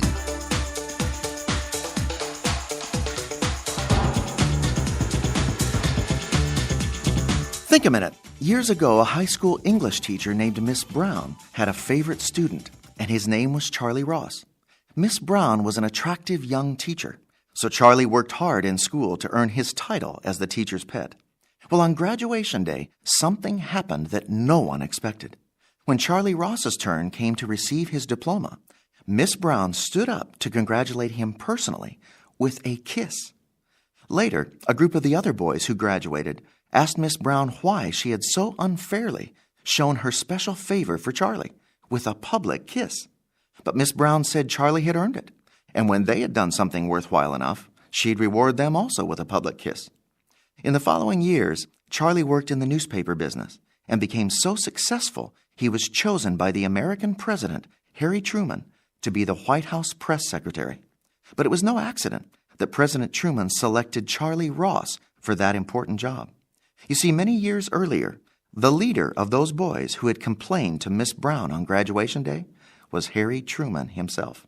So now the first message Charlie was sent to deliver from Harry Truman, the President of the United States, was to Miss Brown, their old school teacher. And this was President Truman's message to her. How about that kiss I never got? Have I done something worthwhile to deserve it now? They say the best revenge is living well. In fact, in the end, it doesn't matter whether you get other people's approval or not, because their opinion of you is only human and often wrong. In fact, people's wrong, hurtful opinions of you in your past and childhood may still be hurting and holding you down. But you see, there's only one person whose opinion and judgment of us is always right, and that's our Maker, who created us to enjoy a life of success and satisfaction with Him. So once you ask Jesus Christ to forgive you for not living His way, then you can have the peace of mind that you have the only approval you'll ever need. That's when you can start really living well. Just think a minute.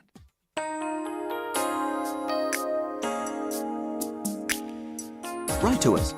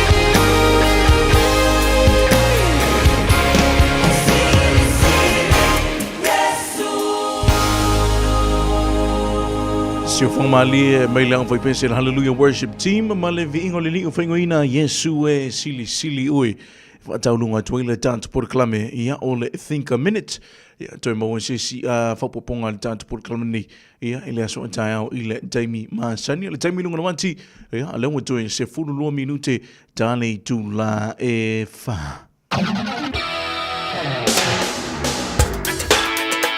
Ya, lele tu fatalo fatu tamaiti, tu fatalo fatu isi ako ya itato tamaiti lo to mai nile pol vainga lono lua.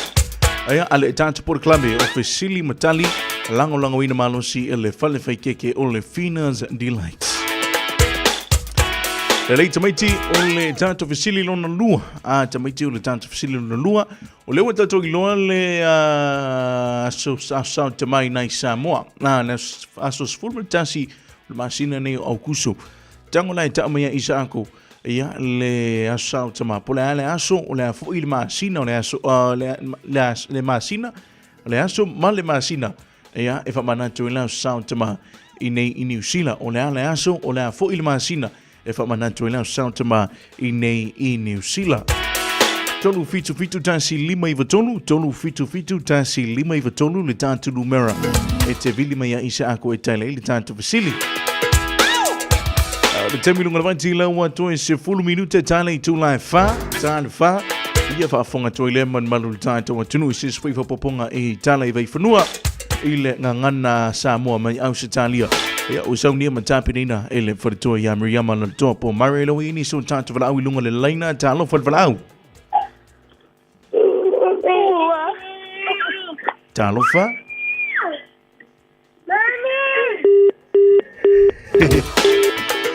Elise Moyen to Vili Meia le tanto van Aulne. Termino con Angelo to es full minute tale tu la fa. Tanto se antu ile tanto por na tanto fa fianga ona tanto foi moila on foi fa wina ma le falta wolonga ino le tanto por club e officially matani lang de malon si fa ke ole Fina's Delights.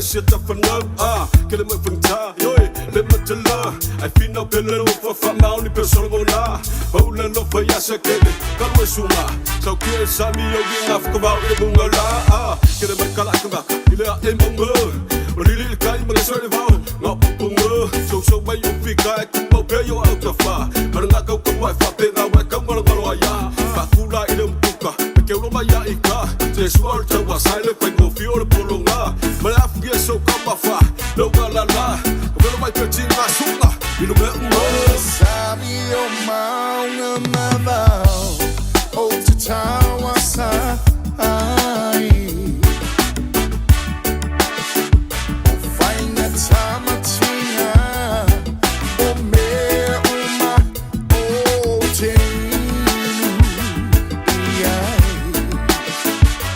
o sabi o maunga mavao o te tawa sa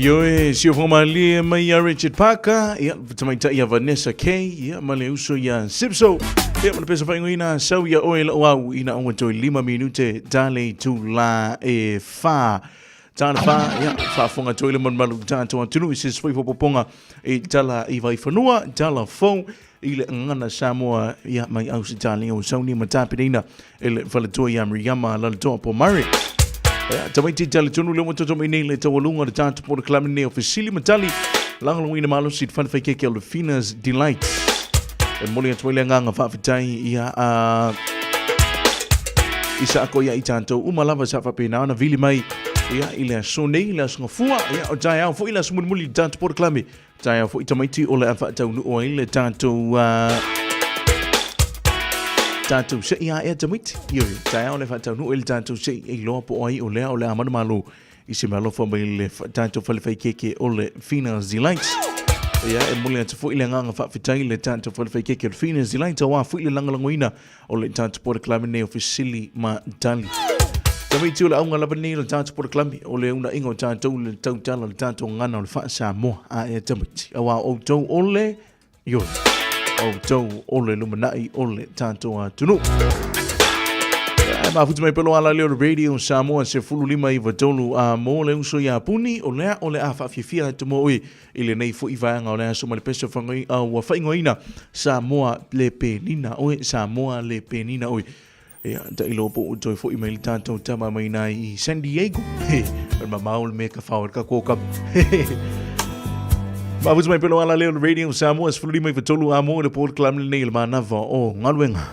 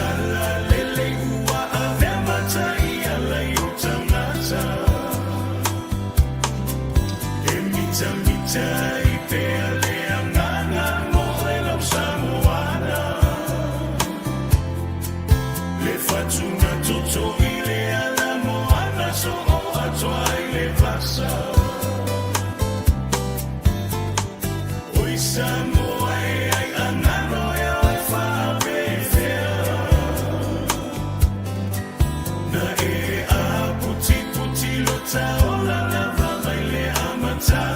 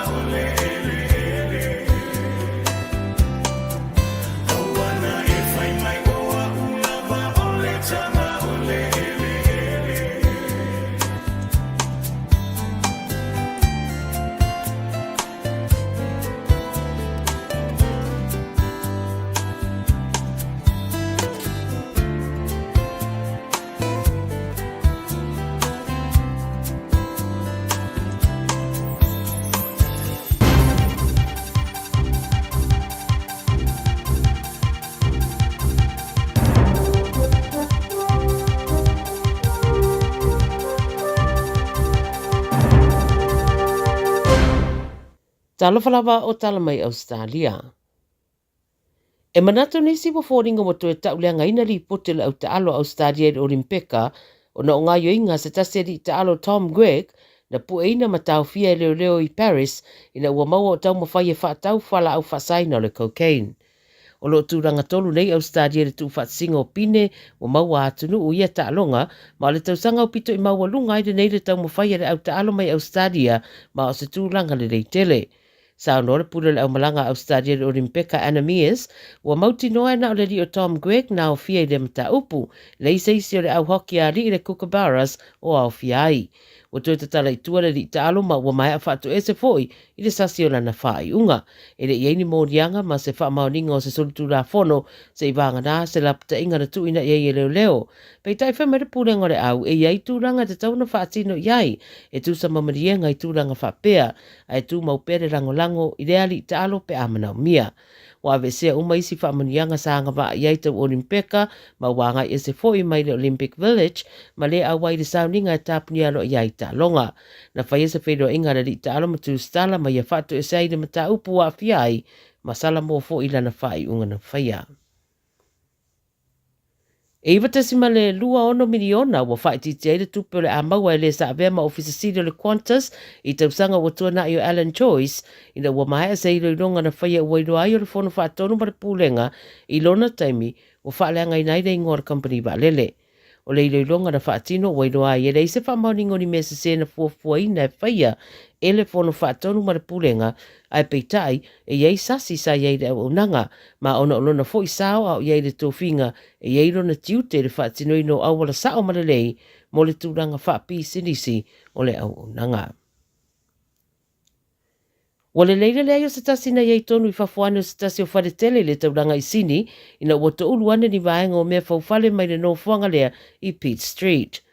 Whai mai leo leo na wala wane la tau mara sosoani whaavavave I lea no fuanga le te o leiva le te aona leina mai lo ai o nisi o vaenga na to uluane mai le pito I rungo lea whale to uluanga I rungo se lori sa iei whafuane ma iei fo I se tangata I te tonu.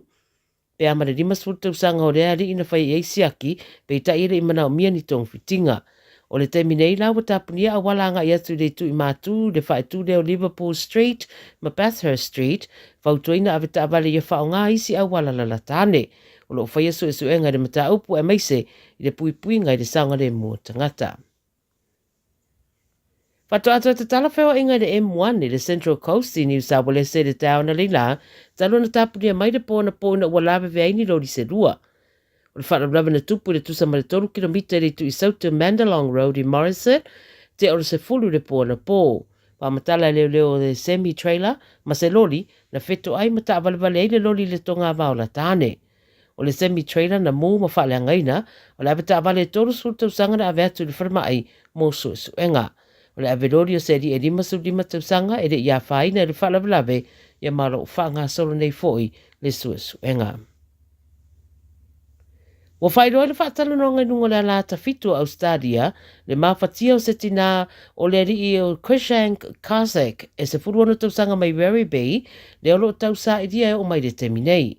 O ata mai le CCTV, o lo iroa atoa I le teminanga I seide rii taravou mai no lato whale mai Trukanina I le asonga fuara vasane I le tai ao. E a onga le Susan Corey High School, e le io I le a onga I le aso, na matatavidi e si ona tina na wo ma ainga, ina waleto e fo I atu I le whale I le aso, ma anga I airoa mara tina I leo leo e li poti iai. O lo iroa atu I ata le CCTV, na anga I ese mairo lato whale masatama I ato pau malava lava, ma ia whaatau fo ina na telefoni se whale o loa I le taulanga I Melepone, ma muri va ia I Melbourne Central I le awa ule le salua. Wa maua fo I whaamtalanga ua lua le reiva yaso e le ia I le aonga. Lo taro sanga ina leo leo ni se sida fieni whaamtalanga I le adik talavou ina ia whesota iane mo se wheso soani. Au tala nā le Radio Samoa ina nei awa uri. Radio Samoa. Taslima I watolu amo.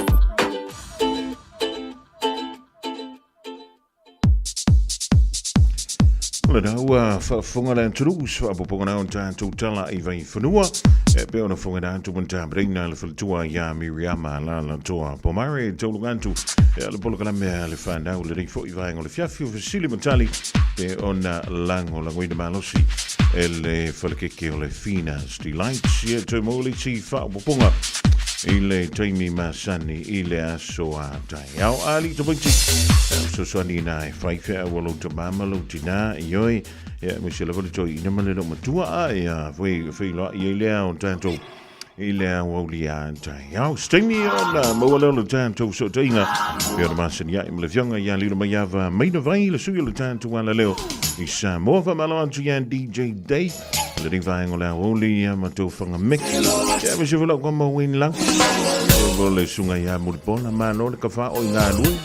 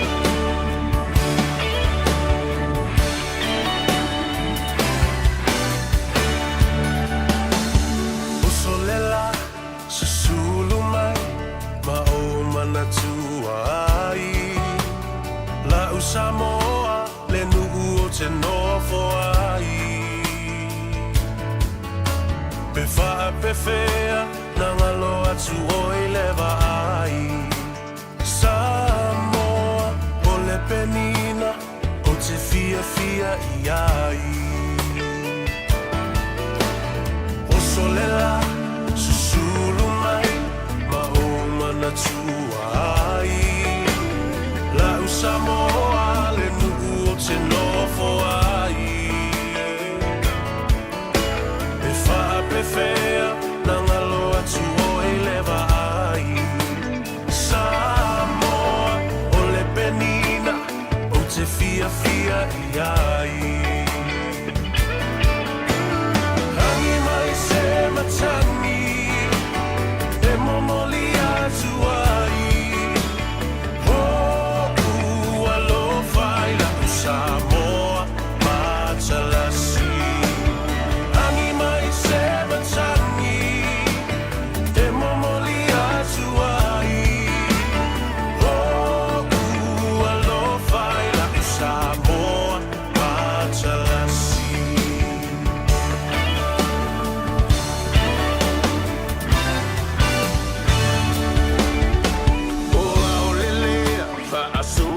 Solo la poia ona paolo lona sami I la pe asulungia ele masina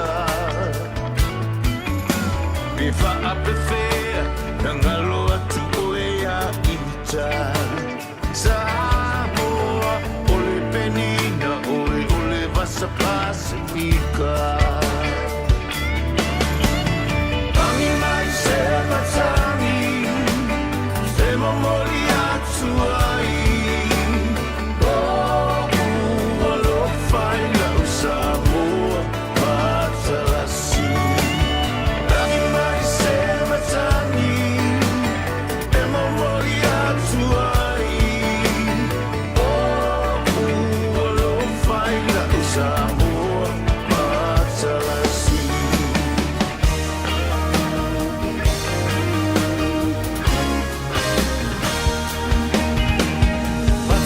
Fie, le afi afi, pe asa vali vali Lona la lele, ma folinga e whelanu ai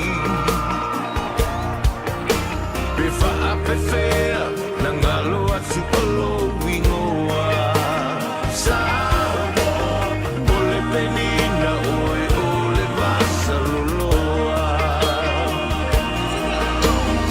Ami mai se matani e momoli atu ai alofa I la u Samoa matalasi Angi mai se matani e momoli atu ai alofa I la u Samoa matalasi Angi mai se matani e momoli atu ai alofa I la u Samoa matalasi Angi mai se matani e momoli atu ai alofa I la u Samoa matalasi alofa I la u Samoa matalasi alofa I la u Samoa matalasi Anu e vau sei tau sangi mai Kature langi sei sa ili mai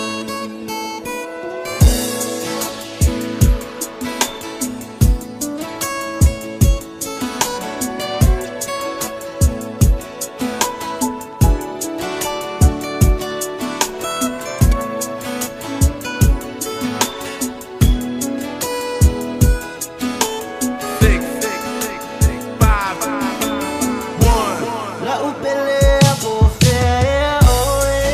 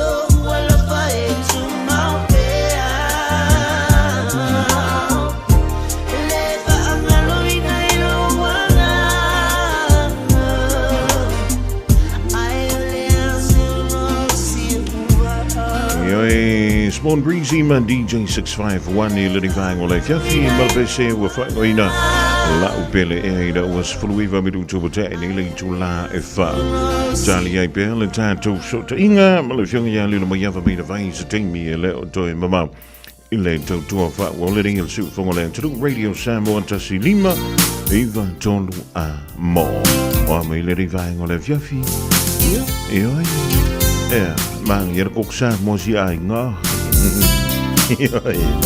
ai alla ko pepa mas pai e poi se pepa mas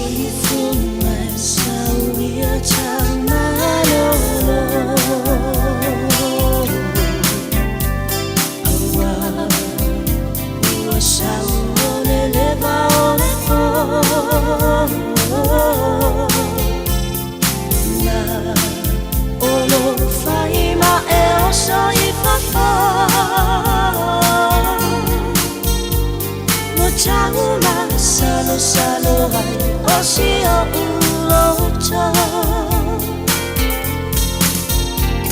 se me afarina cha ole ni mala na ole ngacha e fasia ai pula na iona ma cha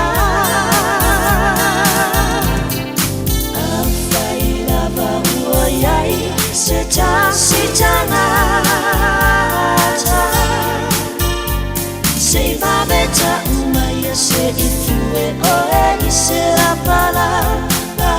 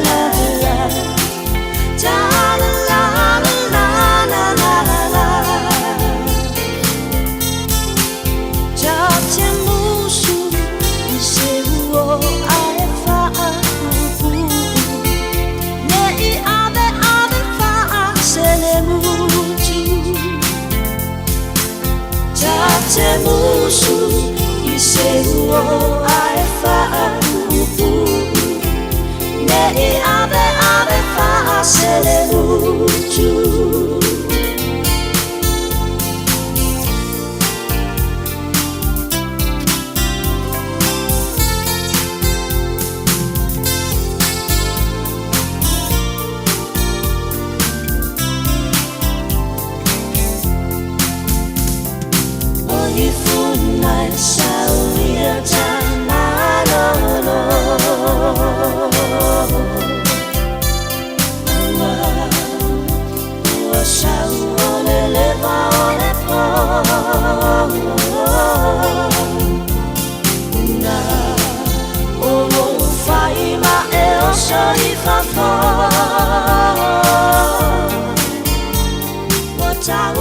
Salo salo hai osio uloto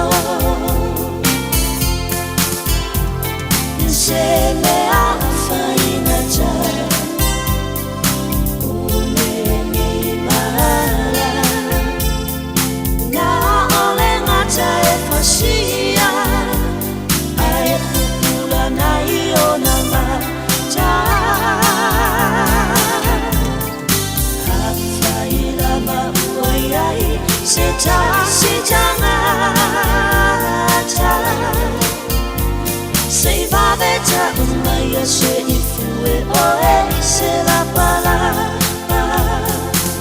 Se whakamali nā mauto tasi asua o le rivaenga le fiafi ma le pese o I funai. Ioi sa wia se e manolo ua alu le ngia so e pekolo sono. Iu fufu ina iu a au le lava va. Ua loa se fulu tolu minuto wa te nei July 5 fila nganga I le dei fo I vaenga le fiafi. Ua mawale tanto filo inga masani ma le fianga ia lilu mayava maina vai le sui o le tanto wala leo. O lo ngalue puno wa I mai tono le tanto utoro. Ia wale au ina mai onisi o tanto lipoti mo lo si la fia. I le dei fo I fiafi le stofi. Tano vanto lilo mano le nganue. Mano leo sa I tiute ma faiva lo fili mai peo le fianga iai. Talofa se manu pa pena foi ona fa felo ia tu la so fa fo mo le ne foi vai ngo tatu ko kalami fanga solo le radio Samoa ele ngata lea e fa talo fa foi le pa ia male malo se tatu tunu lo ma wa mai le ne por kalami masani e solo mas tofi le lo famlanga le o le atua ia o lo o tunga mai pea I lungo tatu uma te tone manatu lo la ngata sia I tatu ia ilana fa so so le ne ia so le soifua maleola Ia e mai se fo il tamau ainga I utou au mo mātou lima. Ia wafa tinonga o whaiva o tiute sa whianga I el tātou atunu. Ele ngata I tue fia lalangi o New Zealand. Ia fa pena fo I Samonei. Malo lava le se fo mnuia. Tātou te tau whaifa malo lava lilo malo leo nusai ia malo fo I le tau antai. Ma wantu inisio tātou tala mai Samoa le nawa wha maruia ina fo ia lo I tu malo. Marisio tu malo. Ile tufu tufa ina o le tanto poloketi miliona tala ile tausanga ali. Ia, e moni se manu e whai ai tu malo le anu fuafua. Ana leila e saini ia ala tau malienga o le miliona lo na lua. Ia, o le ala ua na awa i ele mātou tu malo a ana lo filua. Ia whapea fo ile tu malo sa le ngatas. Ia, e maise o le tu malo le pa.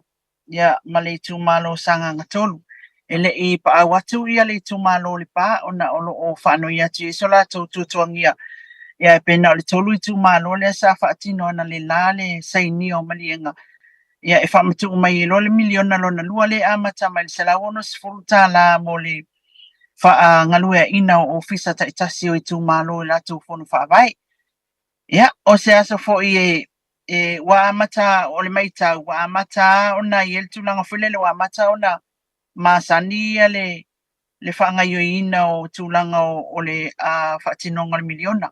Wai peo le amatanga pe sa kumukumu a kuari sa ingingo me ki nganga le mawangi sa kupeo le whaalu ele ofisa po le vai so fauti tonu o le account.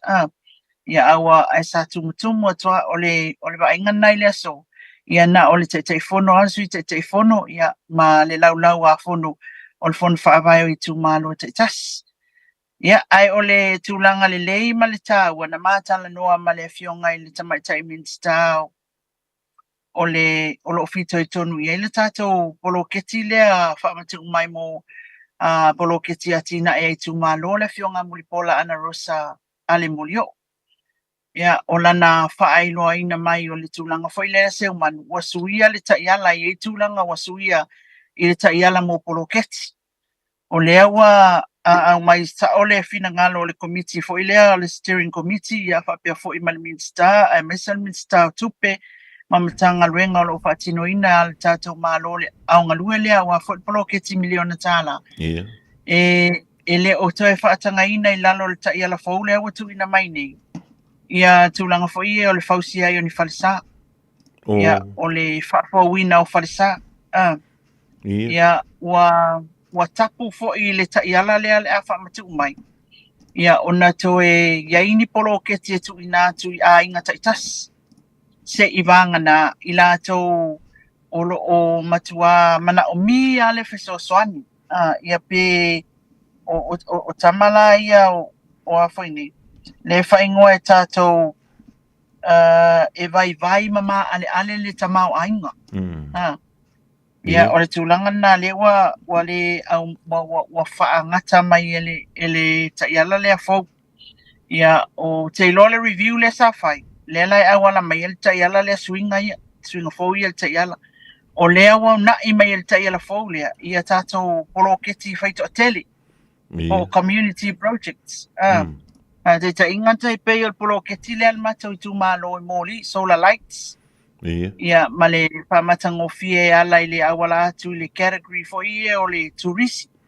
Ina ia mawhai o na tātou whamatango fie nu umawhio anga awale whaatantali atu e ta whamai mua mai ia.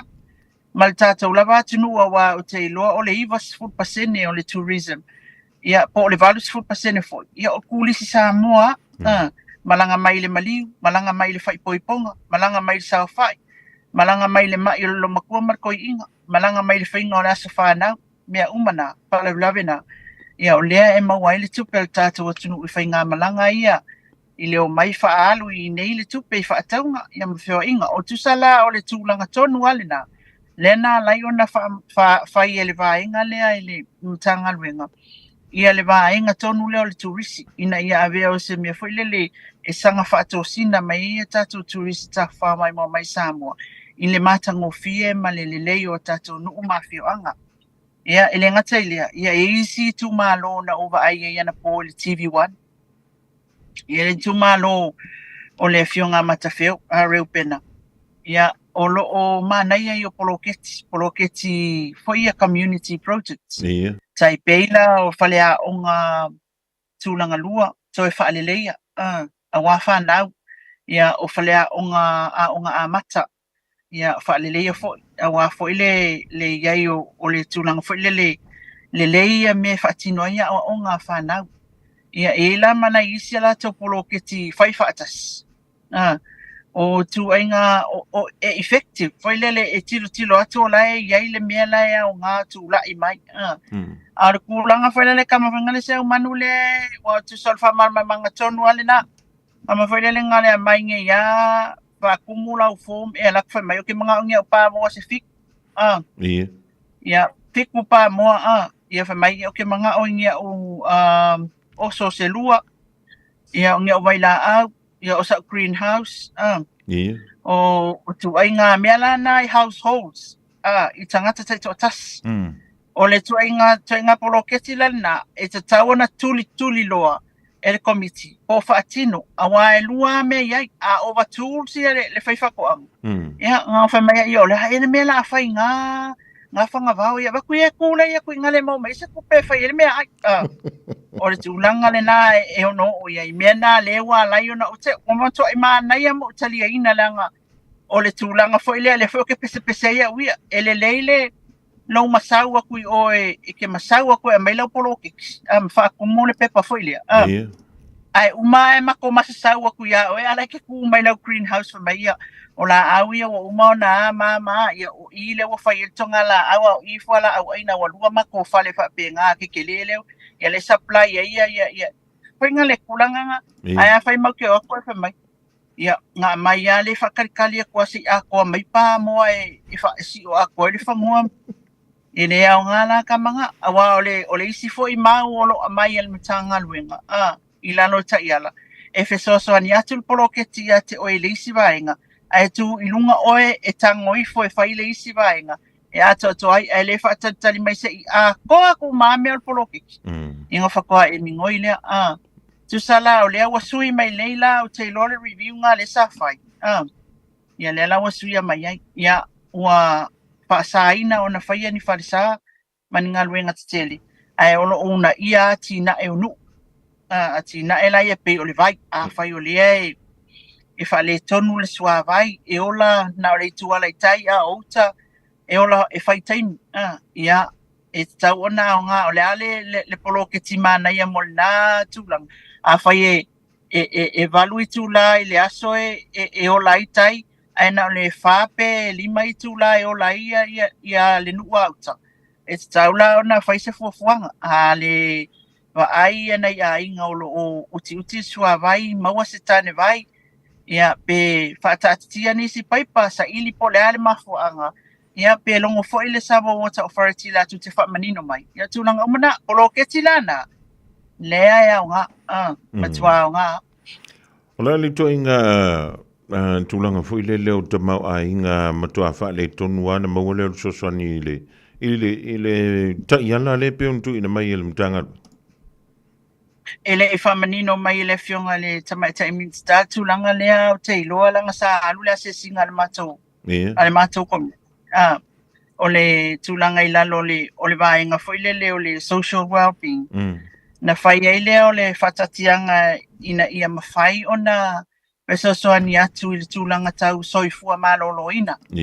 ia mama ia fale ele ta uayanga ia la tunu ma tau lava itu malo e iva ainga na sieta e fale tonu ia tulanga le se umani ina ia fo ia alfa fitauli kuso ole lipoti na mai o kama fengale ngofo fale to onol fana wale ngali pa wale le mele fai el tama na osina puputalo etasi aiel fana ya onga mai taini le fana ia manga solo mai ai tulanga la ia fale leta o se tuno yaso ia le tofia man na ol tata wa tunu we ma wel taimilini ia lela na mai ai ngaiva matuale ang faia ia ba ai le mato komiti ole tulanga na le o tau mate atu o se tulanga fa pena e fa onga ina il poloketi lona lua pe a fa ile ia se tanga ta fainga wenga le ainga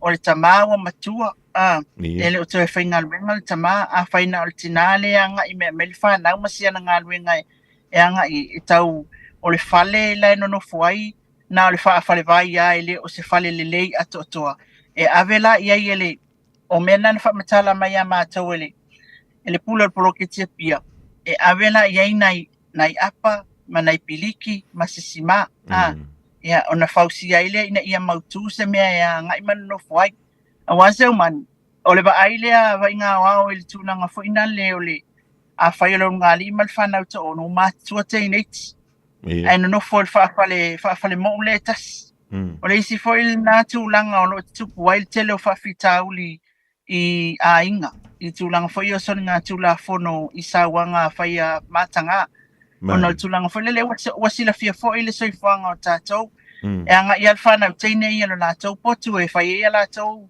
anga yo inga malava me fa pena ia ele nga fo yo no fa tsile ngali ise fale pumo ia manifa na wa mat tu tamaiti tilo mai ma tu ma tilo atu o tulanga le na o tilo e tilo ia ile komiti ai ile tulanga na o lai ile si o mangale nai ai ia fai se fainga ia ala il poloketi le nei o tilo le tulanga tonu al na le fai mai ai o ainga matua ma ale al tama ainga ma ale ele mawa wa mai a fai o le mai il tama iso na mai tu mau pa pe o tama sa fai va ia wa mai o le tua ta o toi ia altinale fita fa e fai le ainga ia o ina tonu mai fale le no foi fale tonu ina tonu ala e apa tu ai role au le poloketi le ina ia mafai ia ona fisoso aniatu Lele ya malo fa taya lilo mo le fa malam lai ma fa malam mai no len tulanga lo no wing.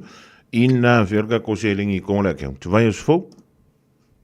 Ya e fua mai ai e longo mai ai le ofisa ya o la walu tonu te la wono sfulu mo se manu o le fanga yo ina ofisa ta tas. Ia. Ya o tasi foi le tulanga wa le tenga lue ai le tele na overseeing o ofisa.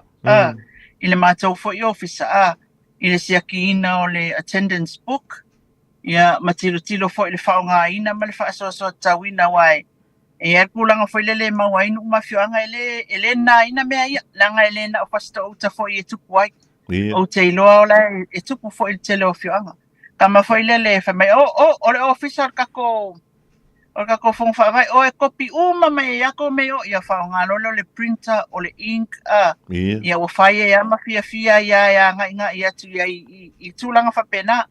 Ya o le foi mea e tilo le leima ai I le fanga yo ina le officer I tulanga tau el tisi ile alwar cash power pika le lei pe fia ia masina pe fia ia vai aso le fa nga ai ala le me wala ona tolu vai aso al mesa masani ai fa vai aso pe lima fo e fa nga si cash power lo se la tala a fa yo le akon ia wa umona o walu la o ngano wal fa pitoa ia wi ono lo mana o ia o malam la mai so soni el mato officer ile o nga kamalo fa akon fa mai kamalo ia lo sfulu ono tikeri sausis le ma le tele na ia le tau sa mo o le ala le me la tu oila akon ile se fulu ono tikeri pe a fa yo le tsi la fi e lava ile lo sfulu fa o le titi fo le na el tisi fa o nga el akon ai le ole lua ongo pe lua fa le tau le vivela le isa mo ai ku ulau e kon ile se fulu lima e lua ai ma sangi ai va mo e ma sangi ka ko nga ko nga maduru fo ila le na yang kala kulola ia le e lua tanga ta fainga wenga lai tono o me mai ka ke mai ka winga ka ke avela ta fo tuanga pe ata manatu ina ia fale le ia lo tai tu malo mal polo ke tili alta to malo apo ma puti se le nim fa so le ia en natal to le lua tanga ta fainga wenga male e kon ke le male poku makua malulu le im se se kulunga suile e kon ne o tu langa umana pena o le afayola ola le poila anga lua kakale fingal wenga ilan me o la le poila le fese ke to la ki foi le e ku ngoi ki le ti ole o to inga me umana a tilo la wa so ole fa ona a mai le pili o telefoni o matua o va tu male mesa tau ona yai e tau foi ona yele control ole upuma na yale na so ola ole sinanga ngal wenga ole control over ai eficazia amai ia ma mea umai atu ina mai ili siki mea umanga ia nga failole ole fuana ina ia mfai peila ole mea lele fai mai awai ole mea na ia tata polo ke tia le fa peanga le mai mai o le ai asi se ka ofia o kupenga nga mai ia ma le ai iai le tato fuafua tatau ia peila ona toi suia mai le ta iala lea ia itulanga o tilo iai le tato ofisa itai ia male matanga luenga o tupe male matanga luenga o tinam tamai tai olo o iai pale tonu itulanga ia lele ya malo fa tai ya tonu na wa menino le matol va ile tulang ya male man mainga fu ye ala nga tawona fa nga ye se le ni pe ona fa tu watu ya wa tupena ya tupe uma tanga tongi la fo nga sa mo ele un kupe fu ye ola e te ya to lu mai lunga le lang ye ri yo le afo le stangat ye ta voila no fa le ye stangat ai le fa peltinga ina to isi voile le tongi la fo ya nganga ai ya isi jol ye manga me ari ma sang ye ma ru nga sfurva ye ki ko ru ai jol ya la sanga fo ye fer nga ari dilo o le ko va kung si ma ru ngai wo over ma ru ma ko ma ko ya esa le ya ye il foi le tanga te fiwa te fa te la kwala kwala ki melanga e se fulu se fulu fik ai ela le tulanga foi le wo mai tawina I polo ke ti fatatia se man wa nga taya ia tina I komiti fai falanga ioi ele wa falua nei mata polo ke ti o au mai ele le una ile na ale matanga luenga ina ia mawhai o na whaia le ia Samoa, a wai whaawau, a wai le whapea la wakwa le ia Samoa le a fikus fukau sanga o kako e pala le ia Samoa le a o le whaawau ia maua pea le tatou ia Samoa. Ia, awa waunga kaki ngā, e whai a koe whai maika la isi ngā whai mai, o ia koe whai ngā mea o le kakao le lau whala le sami ma le a, ma le koko ma le ia ioi. O le tūlanga na e lai sawa i lalo poloketi. O le si tūlanga o mea i o historical sites. A whai o le e se mataanga i le tōnu. E ma whai o nā nga i mai i tourist. E ma wai lau tupe al tōnu u, ia ma wai le tupe al tō ainga pia whai o te tōnu le tō whanua. Whai lea tina e na o lai au mai lalo o le vaenga o tūlisi tūlanga lea. Ina ia benefiti ia tangata. Ia malesi tala fo il tatou atina elna. Ia la fo ia le tupe il tatou malo le tonginga o tatou la fonga. E toi fa fo ia toi le tupe le to e mai ia maua pea. E lo sa war kai me kasi pa kama pa umar kai me kasi lem se me ko fo i kongi o yo fa pela na toi maua mai se isi tupe pe fa yo tulanga lea. Tele yo atina e se manu o va ia tupe fa fintai i finangalo o tangata na fai. Ono le tūlanga whai lele u whai ngatā, ona toi tau whai peila o le ia Samoa leo ta whai atuai. Ai o le una i le nā le mtanga renga tina amtamai tai, ina ia ma whai ona whai le ia Samoa. A wai le whai pēa e umai whalau lawe, le ai, pē whai mai nge ia whai mai, saka kaunga isa me wha angaka i ngā mea wakele kupe alwai, le ai. O lo tātou soifuanga, ma le o langa o le Samoa, o le whalau lawe. Fai whalawlawe o si ainga, o si ainga ia o tātou tangata. Lele, ia, ma lo whaaptang ia tālo si o le autang ia mai i lantou. Ia o le fwoi anga ia tia ia le tātou polo ke ti fwoi lele wha o ngā tatau. Ia wa le mafuanga nā nea la ina vantu le se le ni tua. Ina ia tia einu u mafio anga. Ina ia tau wha i titi ai le aluantu fwoi lele o tātou tupe la fwoi nei. Ia malafu atu Australia, ia malafu atu mai Amerika. Ia mai se le vantunu o le lalangi ali. Le tūlanga e peo nei ai an tātou whaamsinonga i le reiva yaso ia tonu na wate a maini vaenga te tele. E peo na e sauno ina i le aso lua a tonu. Ia o inisi vaenga o lo e fia whaalawi lo e le nei e fiafi. O lea sa ofisiningia nei le fionga le li komsina. O lea o elo ia inisi o tātou mta opuna na tōlaulau le whaanga solonga le tōlaulau ngā le whamasinonga le asunga fua. Ia e au fo iona fesiringia. Ia le sisio manga o ia matau pu uma molianga o la tau molia. A le atau no fo ia le tala whaatau i se matau pu tūla i estasi le whamasinonga. Ai na fesiringia nei le fionga le li komsina tu sai o le matau pu na tūla i mai peia o le weekend.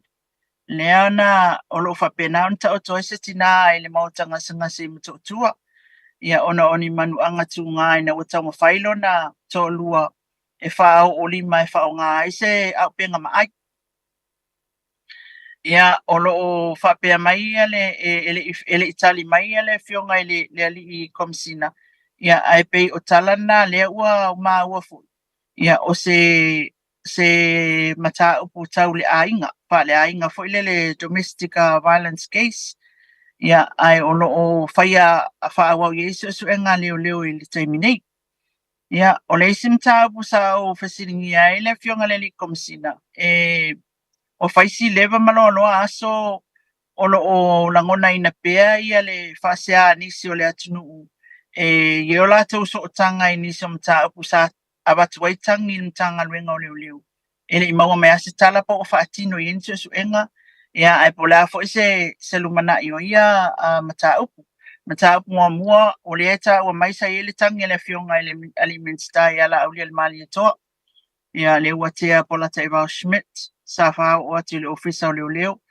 Ia ono ia i fo i le tangi ale wharetua o vaeli. Le tamaita i tupuola, ia mati. Ia o lea fo i sa o atu le mtanga luenga o leo. Ia o lea lana lai ona fisiringi ia ona langa na sa ua ila whaalongo i le case o Sam i whafo mai. Ia o iai se whaangau le malia o nisi o le tātou atunu. I le tūlanga whailele o ai mata upu e whai a o ai mata upu e le whaia. So o lea lana o manatu e ave le fesili a whaiele o iai se su enga le o talawhia ngai le mata upu ma le tūlanga I mau ma mea uma whapena ia ma mea na watu. Ia e tau ana whaeloa i lea tunu o wai le tantanu ina i lalo ia lea ia tau. A ia fo i tangata o lea tunu i le tu ina anto la tamata upo e whaatinu. E nei maua mai lase whamtalanga i mtanga luenga o leo leo tu langa lea i pe tali mai fo. Ia au te ilo se fesili e au na tu ina atu. Awa mua Samuel o i mua Seuman. Ole o isi mata upu ia e pe fo i ona nginga i le mata upo Samuel. Le tūlanga fo i lele e taipeila alfa taita inga. Leana tu i fesili ai e lea fionga ia unasai le tūlanga fo i lele. Ai se ua escape mai a Samuel luafe ma le fitu. Tau mai le luafe sutas. Ai na pei o lai leo itua. Pena tala leo itua. A lea la ua o mai loa le keisi lea. A le ua loka wala aiva wala se fulu maasina o loka. O le tūlanga tonu ale na pole ale ese senga e tau na wha malama lama wha manino mai fo ilm tanga luenga o leo.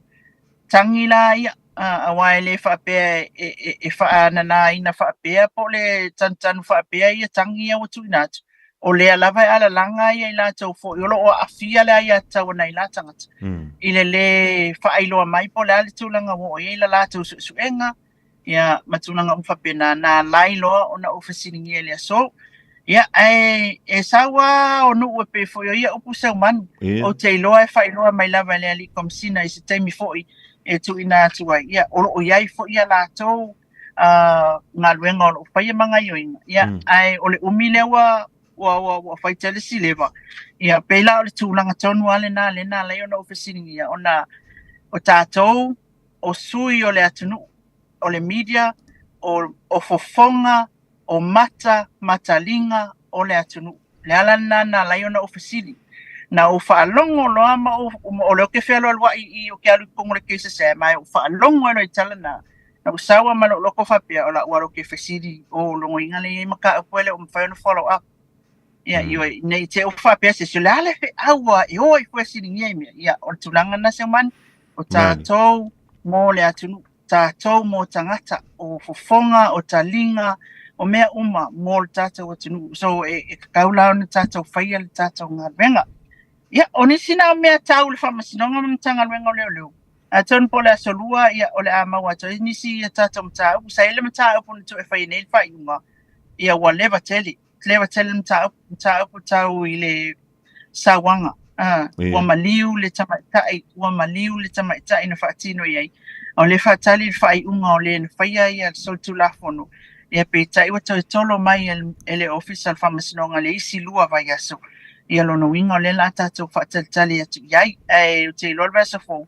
Ma wai fo isi tātou reporti mai le tātou whamasinonga. Lele, ia. O ani si vaenga o lo whanga solo pe tono le tātou. Tono mo le lausi le fia pe le pa ia malo sa moa lilu. Ia, o le nalewa o mai Amerika Samoa ia Just Toffee. E so maanga ia Just Toffee. Pau ale me leo te ilo ale makua maanga ia o longa leo kai kuku sama leo.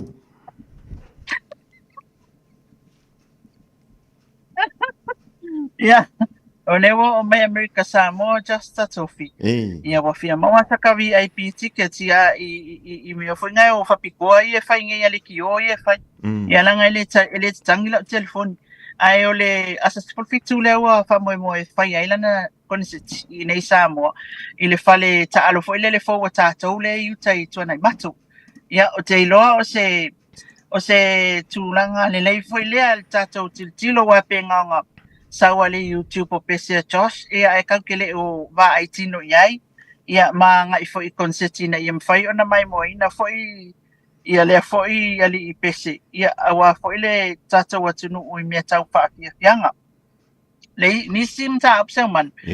O na nafi le na tufa ia na sainia. Na sainia ia malienga o fesosoani foi ia ia pani. Whamatu mai. Mo le tātou atunu. O le sosoani mua la lea o te maua. Wa whaapena o na sosoani ia pani mo le fausia ina o le whalea onga o le fioanga o samatau. Awalo ma whanau o le fioanga o samatau. Ia e se lau fast food walu wafe, se lau li matasi tupe Amerika. Tu sale mal fa se lau wafe ta la Samoa.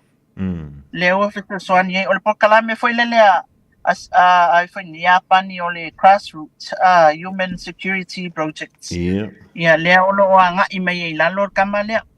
Ia o se tūlanga o wha manino mai. Ia e walu potu a onga, ia mana isi potu o e maua I le tupe lea. Tūlanga lei whaftaia ia na ia tunu se man. Ono le alofa mai to tātou atunu. E ia o le vai mai o le kufa ka ko 5 milionga kala. Ia ai o alolofa mai lava e ala I tālu sanga ia ina ia mawhai ona whaatuina ia whale a onga. O le sosoani lona lua. Ia o le whaleleia o le sua vai tau mawha e ala I le water supply system. Ia ale fio anga o tātu paitea. Lea ua fesotoani mai ia pani I le whasa lau 5 tala Samoa. Afi, tala Samoa. Ia tusalea ma le salau ono sfuruiwa afe iwa salau futasi tala Amerika. Ia, o le tūlanga le lei. Awai, o mea ia ale lei. Basic needs o kangaka. O le vai. Whapea o lea e a whain. Te taipe o le mātou nu. A whapea o lea o lana o tai ia le au le vai utai le pali. Ia, e le whetau I le atu inga mea. O wala e fia mana o mia e nei tangata le vai. E le lei o na tilo o mea. O tusala o I tūlana. Ia le ua whamanu ia ina e fo ia satu paitea I le whaleleia o paipa ma mea whapena ina ia whaleleia atiri le ora supply po le sapalai o le vailea au a fo ile fongatang mafa o le fioanga I satu paitea o le soswani na le na sainia nafi ia I le ofisa ia pani ia whaafitai ai fo ia le au fesosoani ma le loto alofo na ia tunu au a fo inisi o nu o tātou atunu o lo whaamanu ia ina mai ai. Lele, ya, ma lo fa tai, ya tonu na wa tu la tai na mai, ale tele o mata o pe na e awai to ya lilo. Lua nei vai nga ia o te lona o sina Fisilian tua. O le vai nga momo. O le tonu wa I so si le fia ma fu nga na le na maliu. Ya se tasi fo la fenga le nga le EPC le na maliu. O le na vai tu nei la vo na e cha wel fisili. Fa me o mel temine ele I mauti no la vai lona to lua. Ia le mafu anga na lai na mali a tono le tanto te ilo uma a ka ule spaka o spaka spaka ia e ta ilo I sausi le fia o iai lua e mo ia li ua le o le tuala ka komanza mo ali e ulo polva ungol nei tausang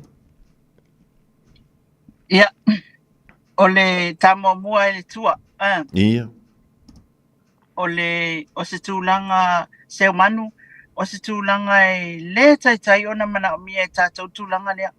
O le whangata o le oa tātou au I tūlanga whapea ai mafua o na I tūtau se leni. O le ana whapea ia nga I neia se pesili fo ia nga I o I le board ia po o fo I le ofisa le tātou uni lakapi. Lakapi Samoa ina ia mawhai ana whamatu wha loa mai po le atonu wale tūlanga o au te loa o tūlanga whapena o lo mawhati ai o le lava o se leni. Ia ia le whapatala o leo te whalongo iai ele I mawhai a ona audit ia pe au mai fo ia tala o tupe a Lakapi Samoa I le tele o tātou fontanga o tele o manino ia I al parliameni o tele o manino ia ai mautinoa. Ele o misi ase tala o le tupe I tausanga wha le tupe taitas.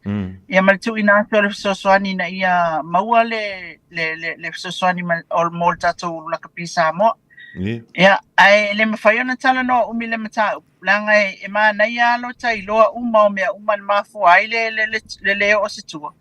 Ia, po o le mea ele o awanoa tama. Ia, po le mea tele ai tu. Ia, po le awa maa ngai a le lau kilo le sausau o mahonui le amase le o sausau ai. Ia, a whaapea e toi mamotu fo. Ia le a toi mamotu atu fo ia le na maa nai a le paunga le ia maua pea ta alonga matulang whapena. Ia, ai tate whaitala. Ai tate le o tilo I le tūlanga o Seleni. Awa mea nei tautala mai ai. O whimalanga inga, o hotels, o coaches, o kole nginga, o lava, o mea ai mea, lava, e tono le paketi lea, e le tau ngofi, e kau ki kau mawhai foi. Ia maua le standard, lai mawai au lai fafo. O ni tatongi, o ni benefiti mo tama ta alo tūlanga na. Ia, a whai wa titilo atu pulenga tūlanga na, e le o tala whia ngaila la tau wha asua. Ia, Ole ese o tele o lopo o yese se maninonga o le malo i le tulanga ai o le tulanga la vai au le fisini la pisa mo le tulanga lo yai. Pawana le mea le fisili lo mafofau. Ona yai tala o tupe na o fa along wai. O te va ai atu le o yai ase tala o tupe o au mai ase audited report I tala o tupe ale la pisa moa mai ma le tato uni ia ita inicio tau sanga o mawai e taona tilo ia le tato pali mene ma le tato watunu ufoi mo le sile fia wao le whamatu uani so se le ni ia ila tau ia ai pe o le situ langa le te ta ua o le ali iwa maliu le ngaluenga le EPC ia ele o mai loa fo ile o le tulanga na le fapele o mautinoa e lona to lua ia le tulanga le ia o la satu ina le falema sa ia ile vaenga tingai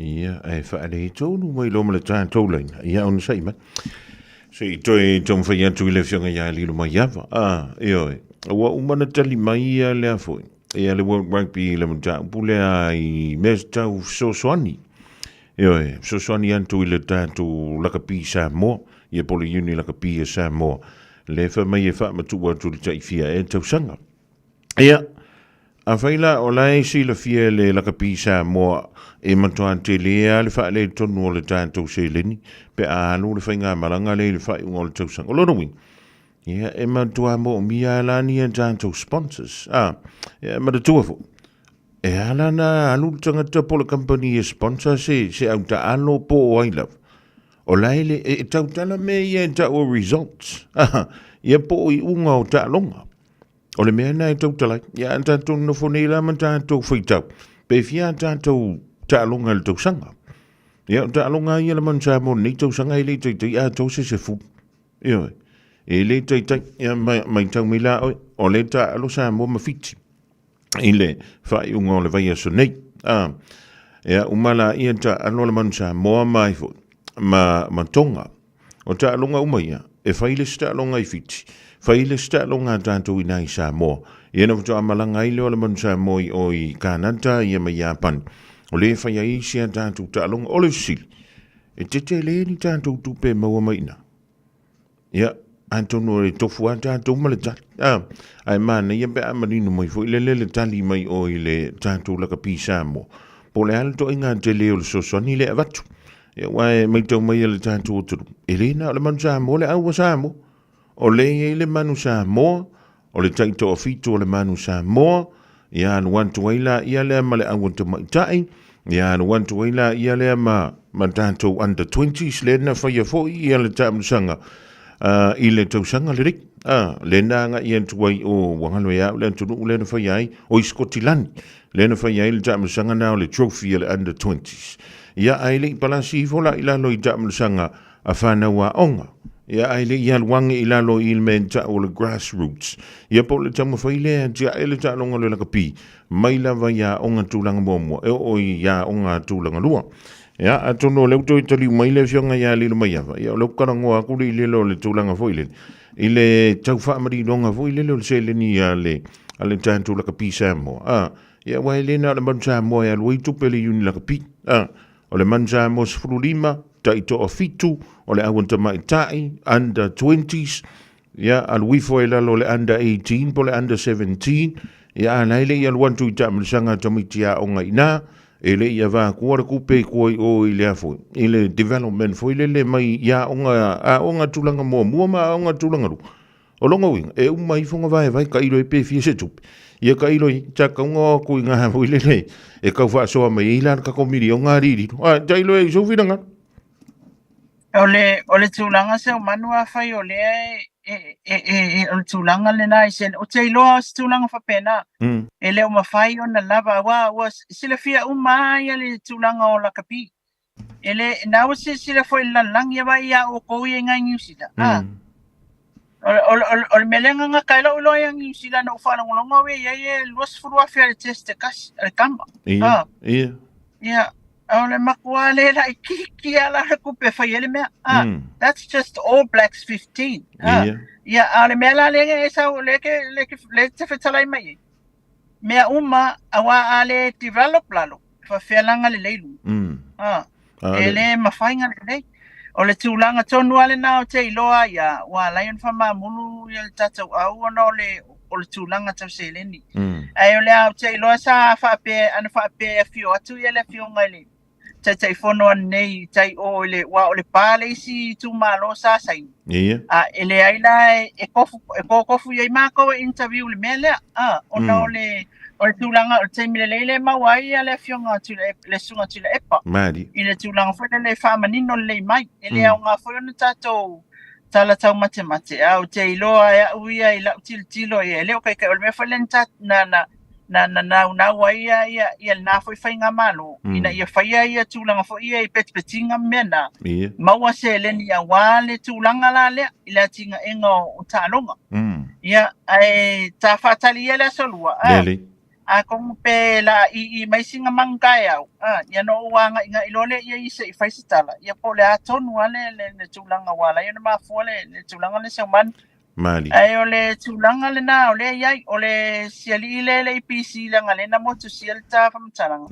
O te iloa ia o nāna tau mawhai ia tong whitinga al whare mai. Sa tawa e ala na whai mai le tala. Ona ele o manino. Ona ele o whisilingia. O le mea.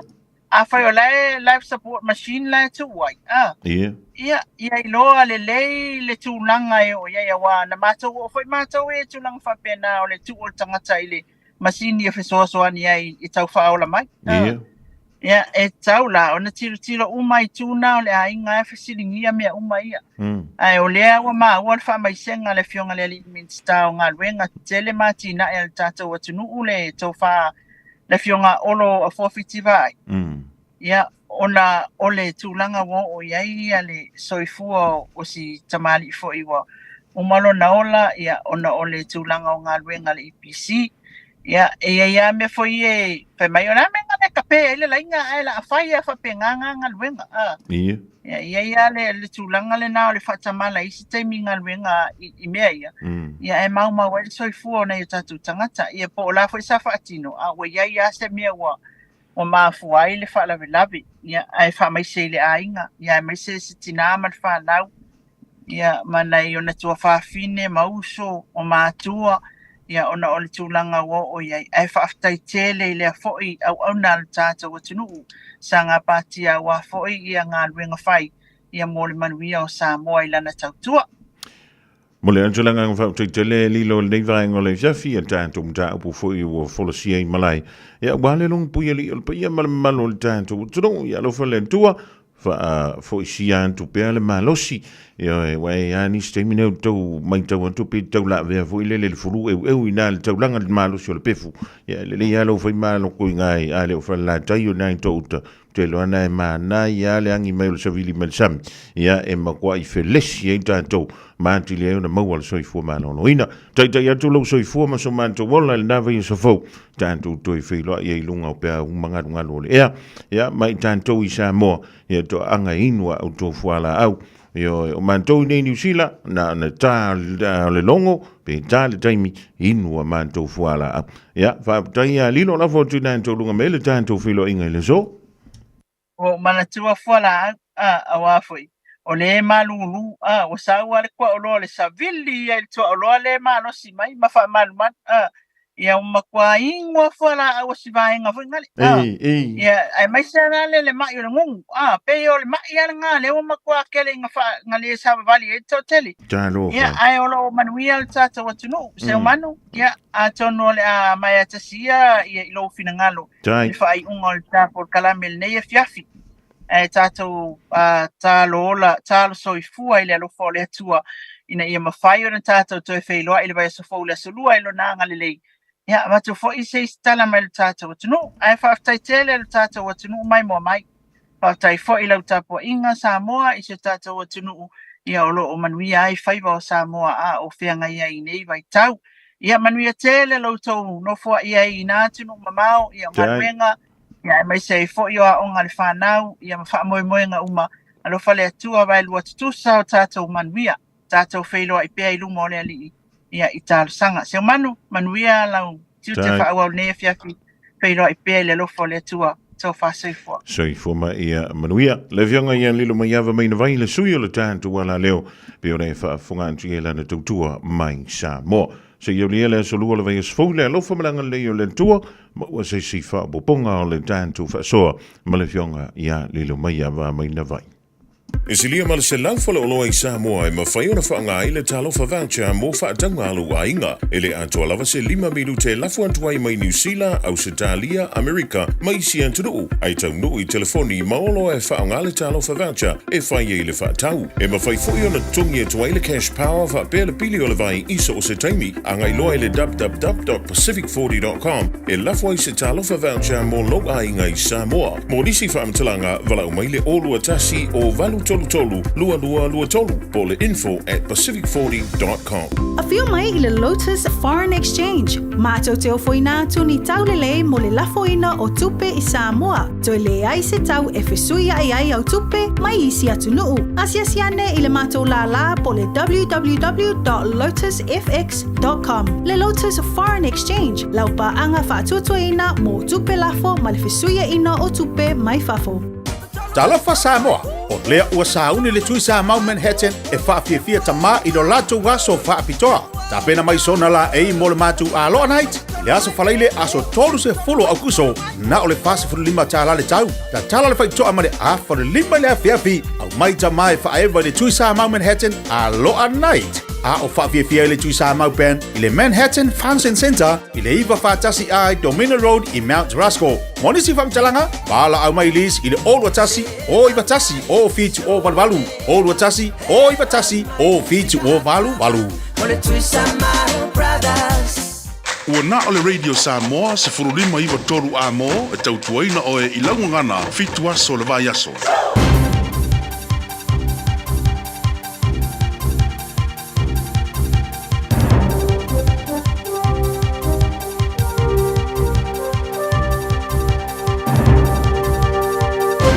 In this update, the Prime Minister's blaming the last government for energy price pressures faced by businesses. The Electricity Authority and Commerce Commission has been asked to investigate whether the big power companies are price gouging. The government is also looking to import more liquefied natural gas to ease electricity generation pressure.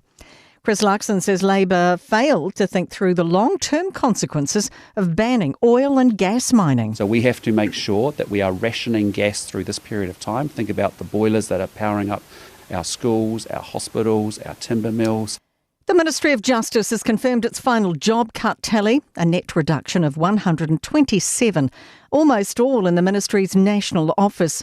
It's today said it'll disestablish 186 roles, 89 that are vacant, and create 59. The agency is promising to reduce use of contractors and consultants. And the Environmental Protection Agency has confirmed its proposal to cut 42 jobs will impact work. Chief Executive Alan Freeth says this will impact work and delivery, but staff will be working in all areas of responsibility.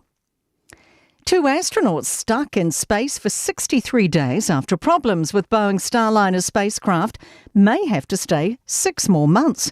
They got to the International Space Station, but the vessel has propulsion issues and helium leaks. NASA's now suggesting they may have to hitch home in February on a SpaceX craft. Former astronaut Mike Massimino told CNN a decision will be made soon. The spaceship's coming back one way or the other, and is pretty confidently that they'll be able to get it back. Whether or not the crew will be inside, they're not sure about that at this point. And that's news. In sport, All Blacks coach Scott Robertson insists he has no fears about his inexperienced second row for their Rugby Championship opener against Argentina. Tupai Va'i and Sam Darry started lock, with captain Scott Barrett and Patrick Tuipalutu both out injured. For Test lock, Josh Lord comes off the bench. Robertson says they're all test ready. I think it's exciting. We've got a big 6'8" lock coming in, and a 6'9" lock on the bench, and good athletes. And when someone retires, someone gets an opportunity, and it's their opportunity. So we set them up the best we can.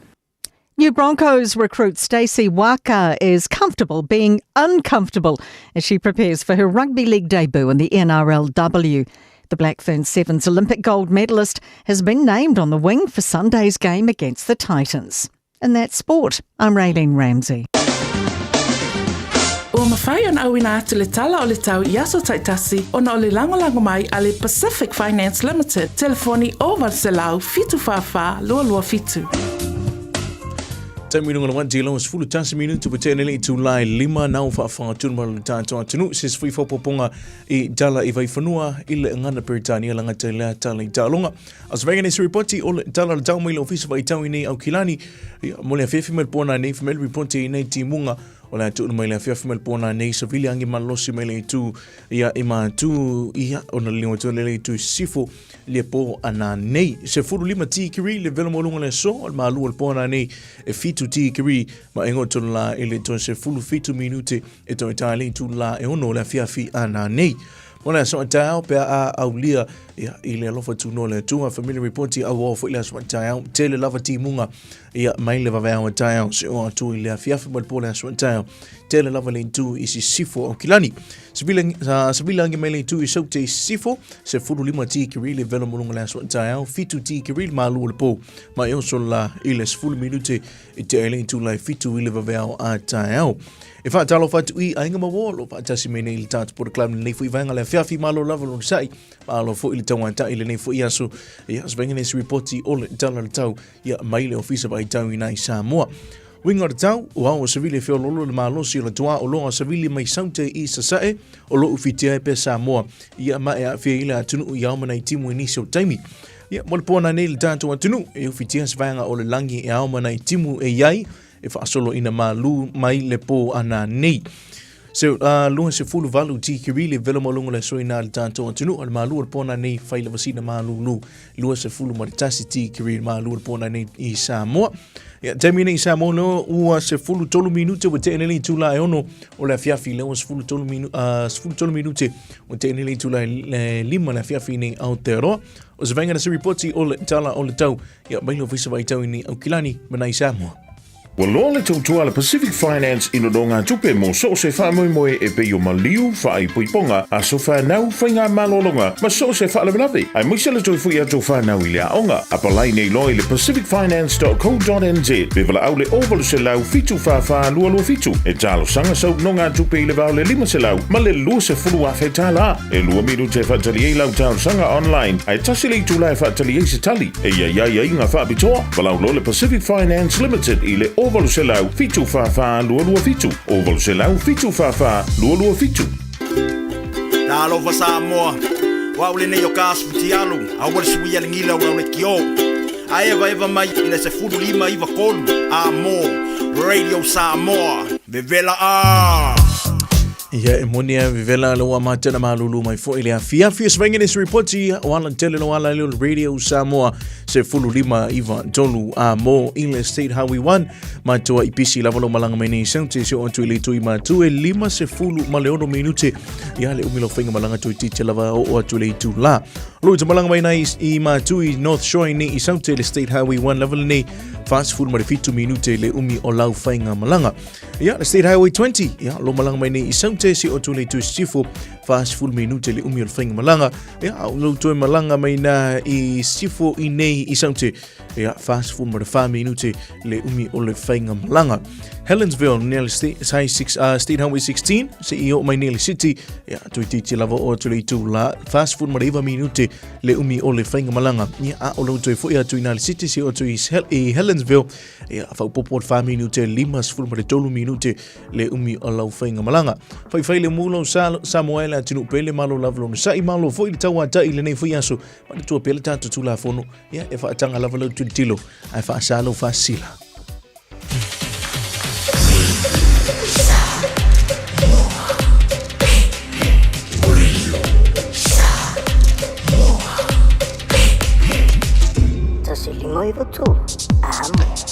Ja, se fulu lima la male afa miru tu te ni lin tu la lima ile di fo I vai ngolo fia fil pol kalam bela mana vonga wenga la Radio Samoa tasi lima iva tolu amo ja e ali lunga wala ni sa e fai la vasina pisia se o man telefo ta tolo mana va mai ngan wen ole fautuanga ma sani la fai le mulo sa tono lo auni ngalo la fa emolo signo po lo sign ya pe fa united merge lungo tanto lane Ti tanto headlights, ki tanto headlights.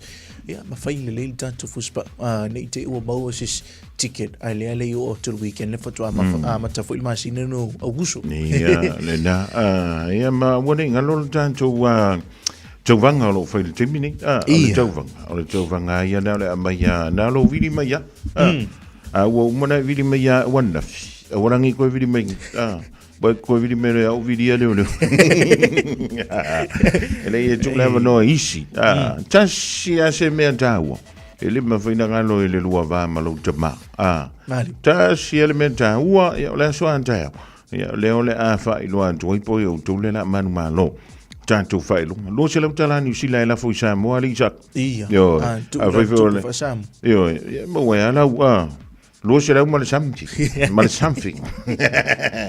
yo que nga o va como se la une coupe Samoa mo lo se lo tala ni sil yo to no ma di se fa la vili me le va ngala jam ai ma lo fa hey fa la sharp ja ko nga wa yo ya tulita mai la fi e tasi ale ava no e tu ina tu ya tu ya fe wa umana tu lava no ile stanga toni ai tu li tau mai le tanto polo kalamena ya e fa yele ka ko se ile ya wa ulia ta ya po yo tu le la mermalo lo se le tala ni sila la fo Samoa maua mala tu fa penga maua mala mikia so yo bonus ma kwa ki le mango inga mau me lo fa so le la mo wela su ya mo le so sana o ta to mai Samoa ya ta to i New Zealand o ke poli e foi de o la ka penga merka ko tauwang ya mo le sa to mai ni New Zealand yo le la se me o la le fi mai e ngi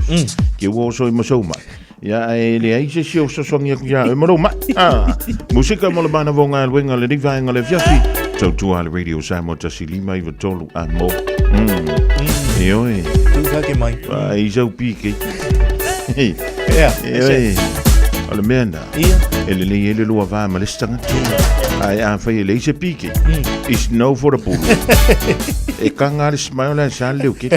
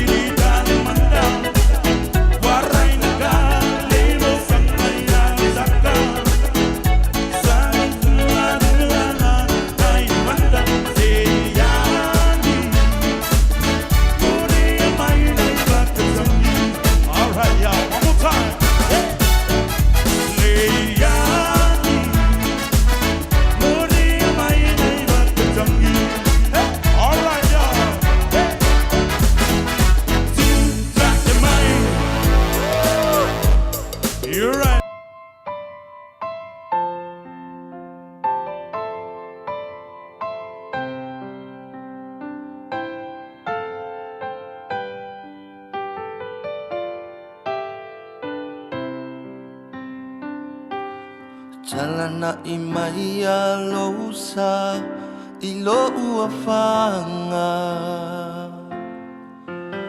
ilo ai ngamanai o matua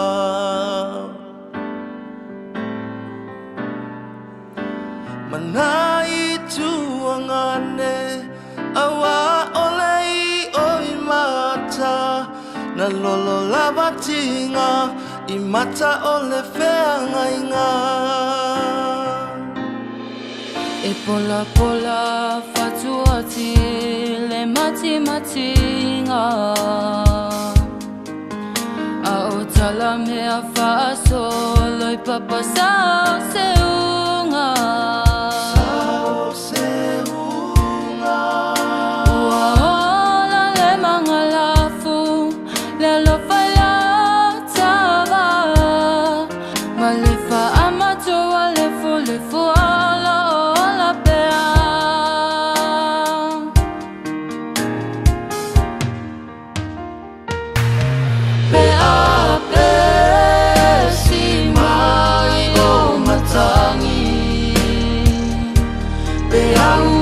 Sami wakupue ai le fafati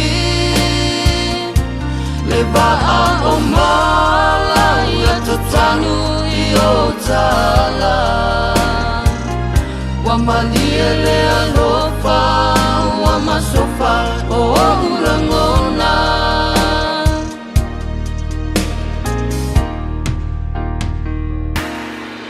E mua mua mai mase e muli muli ni lelei I tala le lalolangi o ayu le matangi Matangi Se ala ilo lava o le lava o te mawhana whana Ai lava se iwi o uiwi o le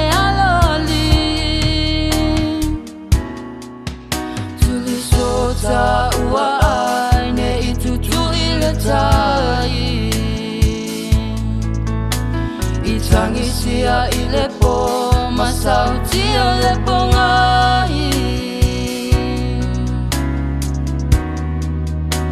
Se a e a o taola Talaya no tanga o le polonga A e a o manu so solitulo a o mala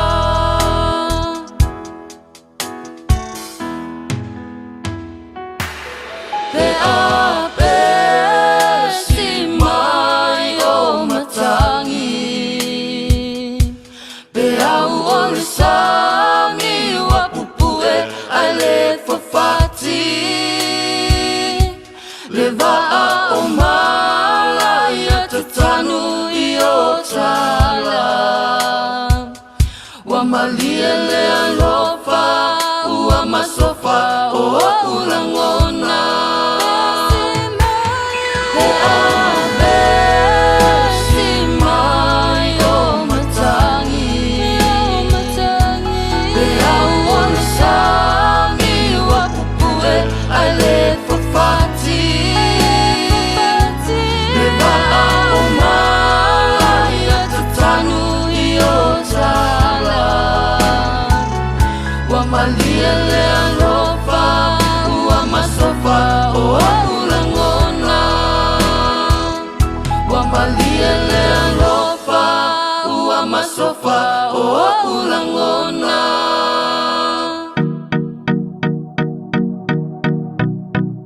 Se la fai e aurele Hey, hey, hey, hey Lumata ngo fia na wa ilila Pe asulu ye na yo la fanua Le moana ila le masina Oh mata ango be dina tawita Pe lanu wa I pe yo susana Pe o se ia eta oto watu manga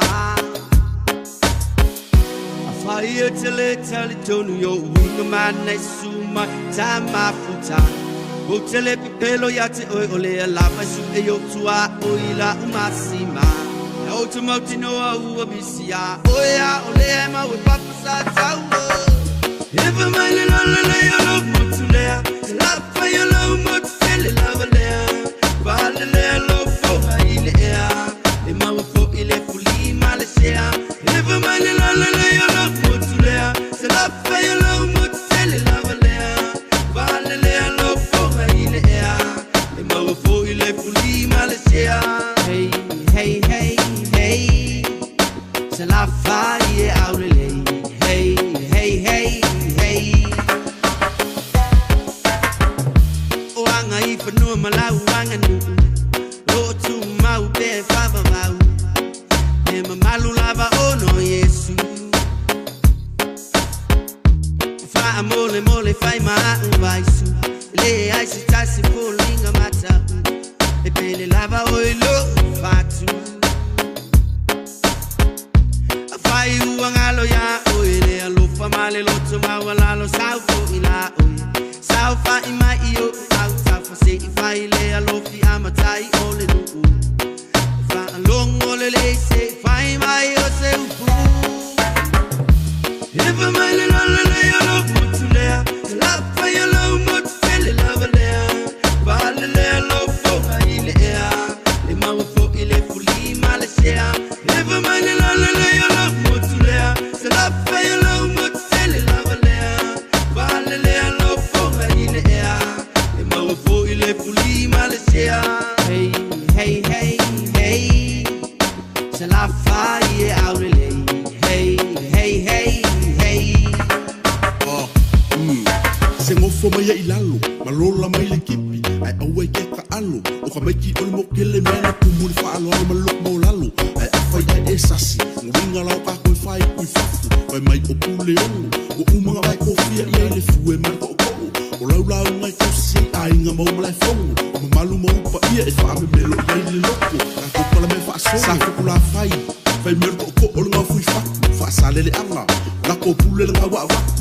nga e mo mai pule sale aula fa ko pule malai ko fa le nga fulu ma fa fonga nga i fo mo fa mai e pule sa fo finga o lo malai e si o mi e fa le loko vai singango le ku malo e pule a sa o lo malai fongo o maki ai u au pa solo mai le ku sale nga o le kala mana mai ku vai kasi fa le ko le malai le kamau a shaka palau di sifo ma palau le fa le fa e pule palau i lo malai fongo i vai lo a se u a ko kingo le kama ma au le lei sala fa ye o nga mo pa i o le kala le lei mi kai le loko e fai ma sei wa sa fa la le lei le mo fai ma fai la sala fa ye au le lei Eva mai le la le alo mutulea la fa yo lo mutele la valea va le alo fo ile ea e ma fo ile fuli malesea Eva mai le la le alo mutulea la fa yo lo mutele la valea va le alo fo ile ea e ma fo ile fuli malesea hey hey hey hey se la fa ye aurele hey hey hey hey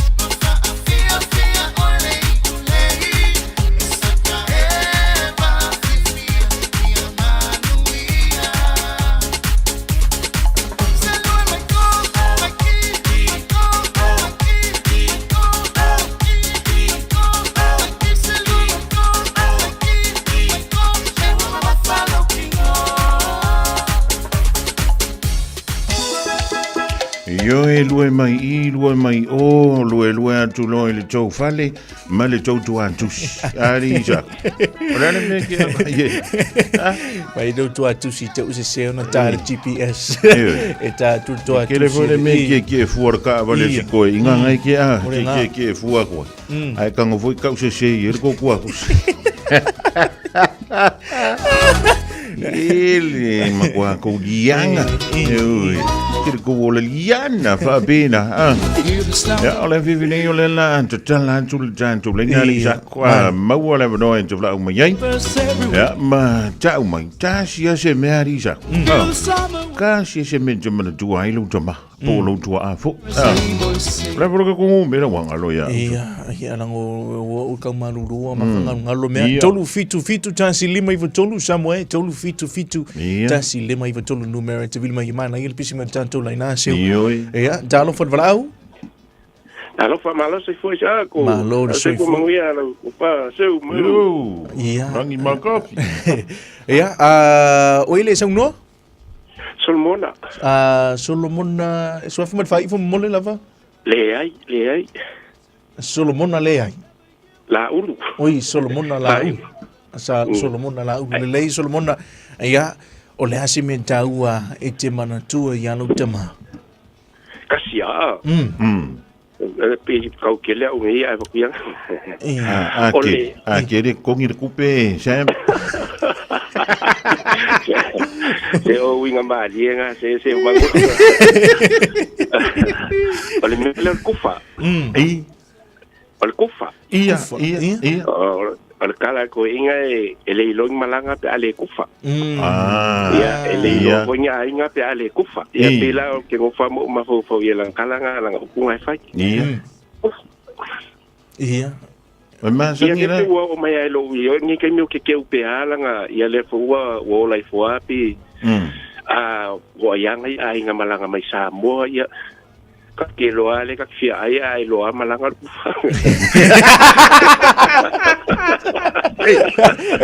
ole ka wa ya kulin la nga ni sa maria nga fa mai yo la ke ra nga fo isi ka wa nga ya sorry. Ia le private time o menta wala wala no le won tushi la no lo so fa le kusi le ola ia ai ko ke una la unha risa na nga ne ke ve sa ai kala ale si au feinga o sa la fe mai le si ara vo fe ku le si va mai tali ye vai me lo ke fe ko fe me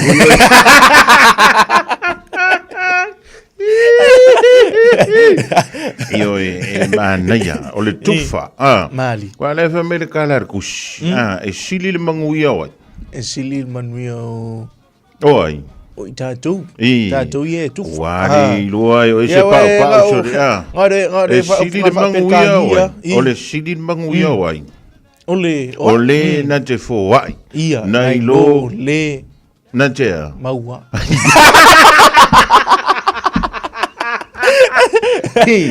ngare kala va per kangero ke roa famia blessed are those who give then those who receive le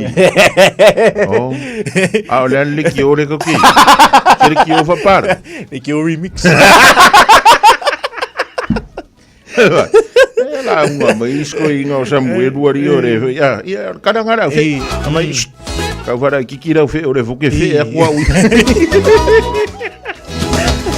ma no ko so ya cherin san ke ni dai kala stitch apa wa le sa mo e min ko fa ka singa o pala ya la fa ya ma fa i la fo ilang ka ringi nga fe isken ele se fe la wilo ko le fe tau sa fi ne we iska ko la u sa ko talo fa tu tanto blau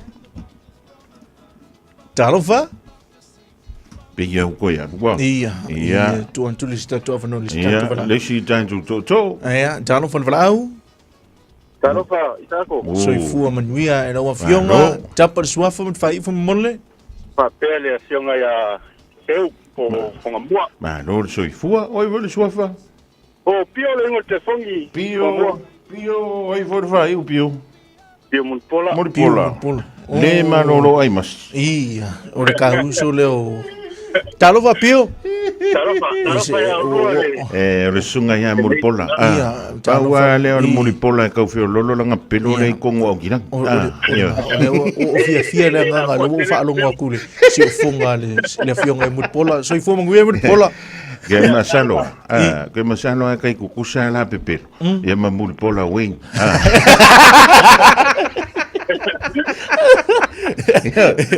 Ya, se sa ngo ia li mulipola ni va en olivia. So mua ma papelo so atau. Ia. O te mea o te mana tua i si o ta mau i Samoa. Ne to ina le tangata e pai mau manga. Te are o sa ngi sila o ya ele ave se ale o so ko lo fale o ola le kalo aya manga o le kalo. Ia. Le ai wow tel menga fai me sko inga o ye Samoa. Mana. O ngai ko kerengi so ko e fa mingira ko lu au lo mangari pola. Ya, papenga ya fomo. Ele e ave fua, ele sa o ya sa manga o mai. Ia, o le vor ko akusi, sei asia kuie. Sei.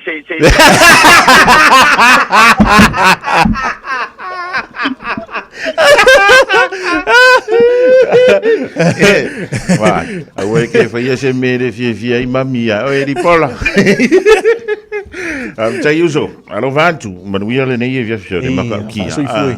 Ko so le mere ngau ka usiri ko ai. Awa ka le na va fo I fa longo ngi me o pepelo. O le ngau ka usiri ko ai. Lan ko inga kia pula. Ai ko lo fa. Awa mau ki ngoa. Ele sei o. Nga o lau ka ro mere. Mera o ko iriza. Oli. O le makoa maka o kia le mau lunga o soafa. O ka ngaka ia e ka ke karango. E re o champingi mea. Alo lava mulipola ba tai lava ki mai. Ko nga le fai a ko ko kusia vere ke. Afa pe, ora nga sa ngongi ana sunga mulipola e va ku fu. Ia, a vore winga ngara. Ia e mai fuare, e mai fuare ku le pa. A kana ngo me lunga le kio. E be fu. Ai o ka nga koko. Le ai, o mero que vai a kui. E ko kongir ka unga ku kus. Ia, kongir ka unga le ka uma yor kus. E le ase panga le paka I lalo, lalo driveway la la. Ve a vore ngi por caramba me ora. Mau a ko mai. Ka fiola. Ia, tanto to muli talo. Talo falava valau. Mui karo fai, ia koe kam fai mai. Le manga ia, o le oso skoinga. Fai ngā muri pola so ia, le sika ko valau. Talo fan valau. Talo fa. So I fu manuia no of jonge te ma.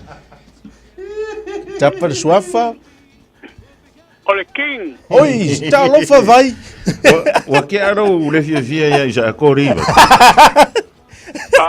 Chabangu. Ia. Vai lo wakaringa o bawa se mefa. Vai. Ole ko ai ni ke ano de fia la ki na riva. O ma ko ai fia ula vale alo. Ele chodi ka polengi alo wakaringa. Ia. Ama senga lo ka fa sa o pio fanga au hui. O barco ina mai a pule a pa chico sa ele mai mai la el fia ula vale lo wa. Ia, ole a fa karia ke lo ngai ke mau ai se kaimi ia nga ku wa ku lele yo au mafanga ri. Ia, vai kau ki fonga ai o.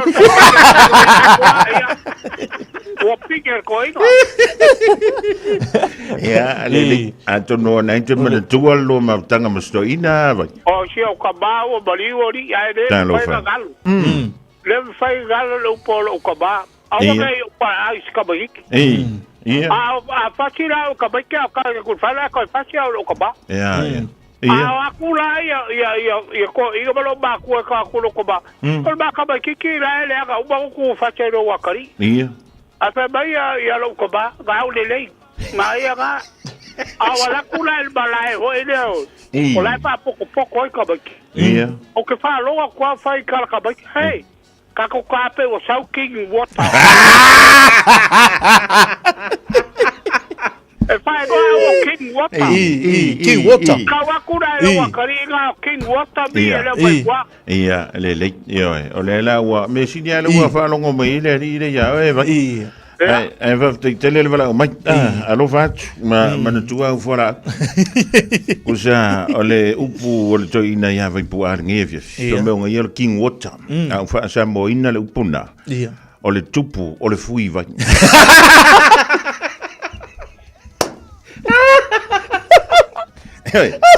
au fa sa mo ina le upunga alongo wi ele misi ya fusuanga male fui vai kaula ngai fi ri sak le moto so ke foi ya kor ke mi ka ngoli marko inga ya we kalo fai o ngalo isto ina se pa ko ngalo isto ina lo u fa mana tu ino on foala au te mi fei mako por kalamele va fit ari makalien mako por kalame ke fa manga ku ko isko inga ya kingota va ko vai ia ali makalier ka ko kalame ia au ngi ngalo foala ia pave ia e pole e lo po is fola au va inga ma so ngai ngua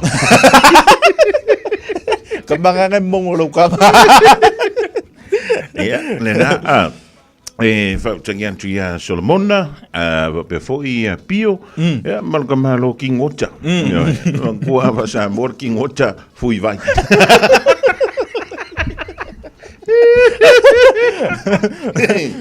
se fulu fusuanga se fulu lima fa ya inga nga fusuanga uma e kiri ar pai olo e ka u me e king water ya la forio nga fusuanga uma ya nga e jera vari nga fa finge la ko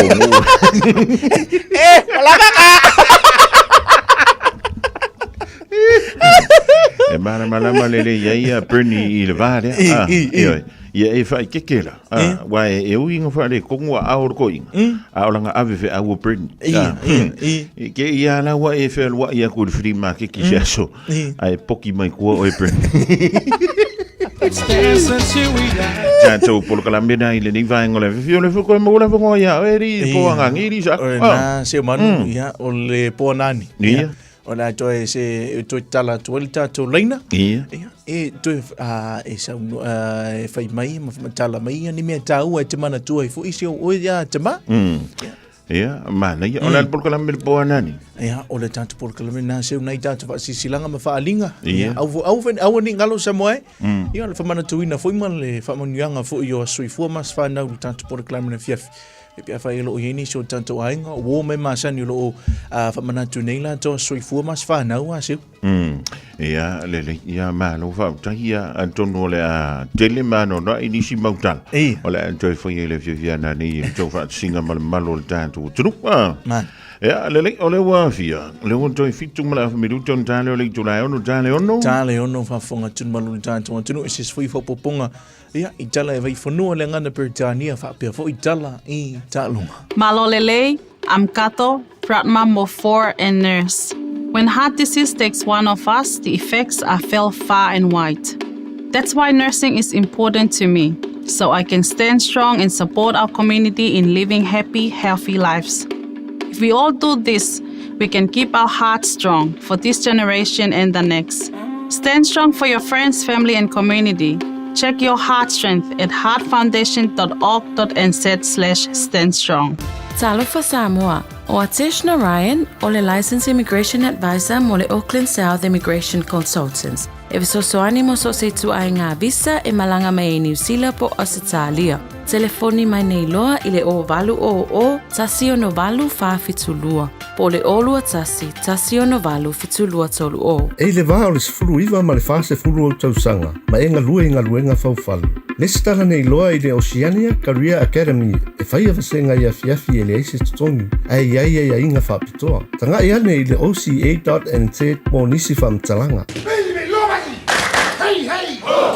Ua mawhai o na aura tula polo kalame le leimo o ia so taitasi o na o le langolanga malo si le whale maliu a se alo le atunuu o ese tātupu Funeral Directors I Manukau City. O kalame leimo o e talo falava.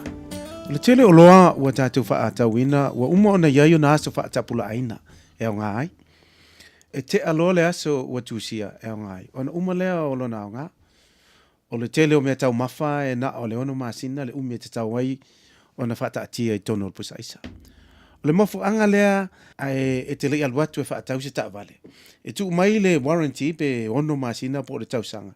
E me whai ai e le whale ta vale ona la tu e whaia le whale tono o le ta vale. O le ata moni le nei o whaalia mai nā turo mea ma o loa i whaatau a inga. Le umi o le ola o mea uma i le nei lau langi. O le umi o le ola o le tangata e fitu se furu tau sanga i le valis furu tau sanga. A valis furu tau sanga lo na wina a ua ia ile si whamani ina oe. Ai o le tō tele, o le ausia le fitu se furu tau sanga. O le ata le whamani ai, le mole maua ia kopo. E whapea, o wā pe se alo tātou wola. O le puao po le ausa, wa alia li mai se tu aso i titi o na mau ai lea, yoe. E pu ulo tātou taimi i le lalolangi nei. O le te tawai o na tātou, ola i le lalolangi nei, e whaia me uma morevi inga o le tua. Aua e te whaatai jali se i wha maoni maa mi o le leilo tai, po lau pule, po lau wo, o na whaato a e wha maoni ai lea. Aua e te whaatai jali se i o atai au, whaato a suilo wo langa, pe a mata se ngā lue ngā lofa mo se isi tangata. Aua e te whaatai jali se i o atai au, o na wha maa ngalo pe wha le lei le lua misa ma se tangata. A wā e te lei loa le mea e tupu atai au. O le olanga e pu, o le te tauai, o na tātou whaia ngā ruenga uma ma le wha maoni ma le lei o tangata uma e vi i ai le tua. Ai o le vaenga sili, awane e wha atali se i o atai au, e ta lia i lo loto Yesu Keriso e a vea mau wha aula. Wā o Yesu e te ola mauti no ai lo tai au, e whaapine ai fo i lo wola e whaavavau lava. Ia e ola mo le vi ingo Yesu i le nei aso, ma manatua, e le lei moe. O le ese tatu pu funeral directors o se fale maliu Samoa o le tali foilea o taimi whengata o na o le malanga al maliu maleoti e mawhaifoi o na latu awina atu ma awina mai tino maliu o e pele mai so o se atu nuo lalolangi mala auno le ese tatu pu funeral directors i le lua no lua toru fitu o pea fiuane ele se fulu malebalu Norman Spencer Drive in Manuka City. Mole hanchulanga nga fa tangi le sunga fa finga ya pasta soli lo longa mole tanto pol kalame le mo e le fo i vainga le fiafi o le anso tofi le le so van mo le masino o kuso lua fe lua fa tangi mole ma to mai lo to pa ia malo o to malu ya fa we singa na le to mali i le tanto ma tanga ya sei uma le sifia isa ko na mantule o so fa to senga ya ma ri tele ya la singa o to le ri fiafi ya ma fainga malo longa o la fianga ye fo malo tanto tru o le to loto masani o tanto to e la vari sako ai ro le tanga la to ainga e fai ai la na me to sami yo e le to e mau fu se me to sami le vai te mil nei o vai ya pio le fa mai pio e ave fu ar kia pula ai le to ua mai le to atu lo no winga e te subscribe mo e ko mo la usering pa ko ka o ko ile o lona tua tu se mai fu ai te pula a lona tua oi le ana vi fo ia na te pula ai o mainga fu te pula me nga ta ule free trial la tu sa le a mai pe ono ola na te pula ia wai o le passion tua oi kama pa mo wala na no hui Sara ki nga si ka malo ko nga ye o ko nga kia pu ale ai sa pio ma fa ka o le mela nga musu a mele twis wa ki wo ka ka bra mo ko tole o fe o ayo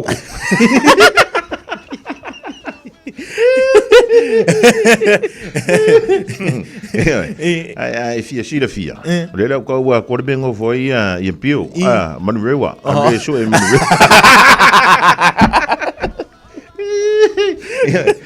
vai que você se pa que a pula que a foi que a fe cuia e ko e pe fuma ainda ya mangu ya ni ma fuka ngam ko uri ja tanto toi filo ile so antaya ilona lo famalona nganeli ya ka no vai a pio o lo que vai kui o la capira no Facebook la subiré ngolo no Facebook ele ma fai ko ese si no Facebook la capesa o la Facebook ko fa o la sadama Ja, maar moet je even via? Ja, wat ben nou voor zo? jou? Ja, wat zo voor jou? Zo voor jou. Love me one more time.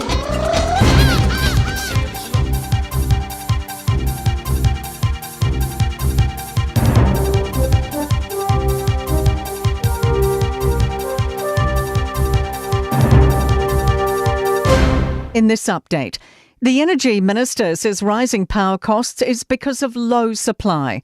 Heavy business users have warned spiking prices threaten their viability, some facing possible closure. The Electricity Authority and Commerce Commission has been asked to look at whether power companies are price gouging. The government is also looking to import more liquefied natural gas.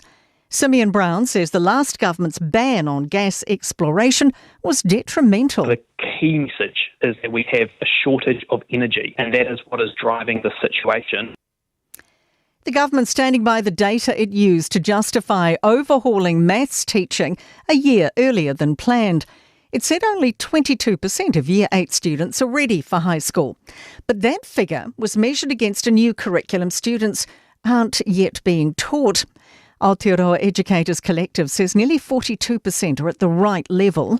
Education Minister Erica Stanford insists they were clear it was a new measurement of achievement. Either 42, 22, either of those are bad. We can argue about the numbers all day long. They're both horrific. The local government minister's confident in his alternative to Three Waters. Simeon Brown's unveiled the funding structure for Water Done Well, letting council-controlled organisations borrow up to 500% of their operating revenues. He says it's the best way to keep water assets in local hands. Two suspected extremists have been arrested in Austria, with one believed to have been planning an attack on Vienna's upcoming Taylor Swift concerts. Local authorities say they became aware of preparatory actions for a possible attack. Austria's Public Security Director Franz Ruf says one of the arrested, a 19-year-old, was focusing on Swift's Eras Tour shows. He says the teen had pledged an oath of allegiance to ISIS and says chemical substances were secured and being evaluated. That's news. In sport, one of Wellington's favourite sons is grateful he hasn't been frozen out by the locals as he prepares to lead the All Blacks in the capital. It's been a fortnight since Ardie Savea announced he was ditching the Hurricanes to move to Moana Pacifica. Standing in as All Blacks captain this week, Savea says he's enjoyed a friendly reception in Wellington since then. Yeah. Actually, it's been all good so far. Go to the local cafe and have a few conversations with some people about it. But yeah, it's been good. Basketball New Zealand have parted ways with Tall Blacks head coach Pero Cameron. The former New Zealand skipper joined the team as an assistant in 2011 before being promoted to the top job in 2019. That is sport. I'm Raylene.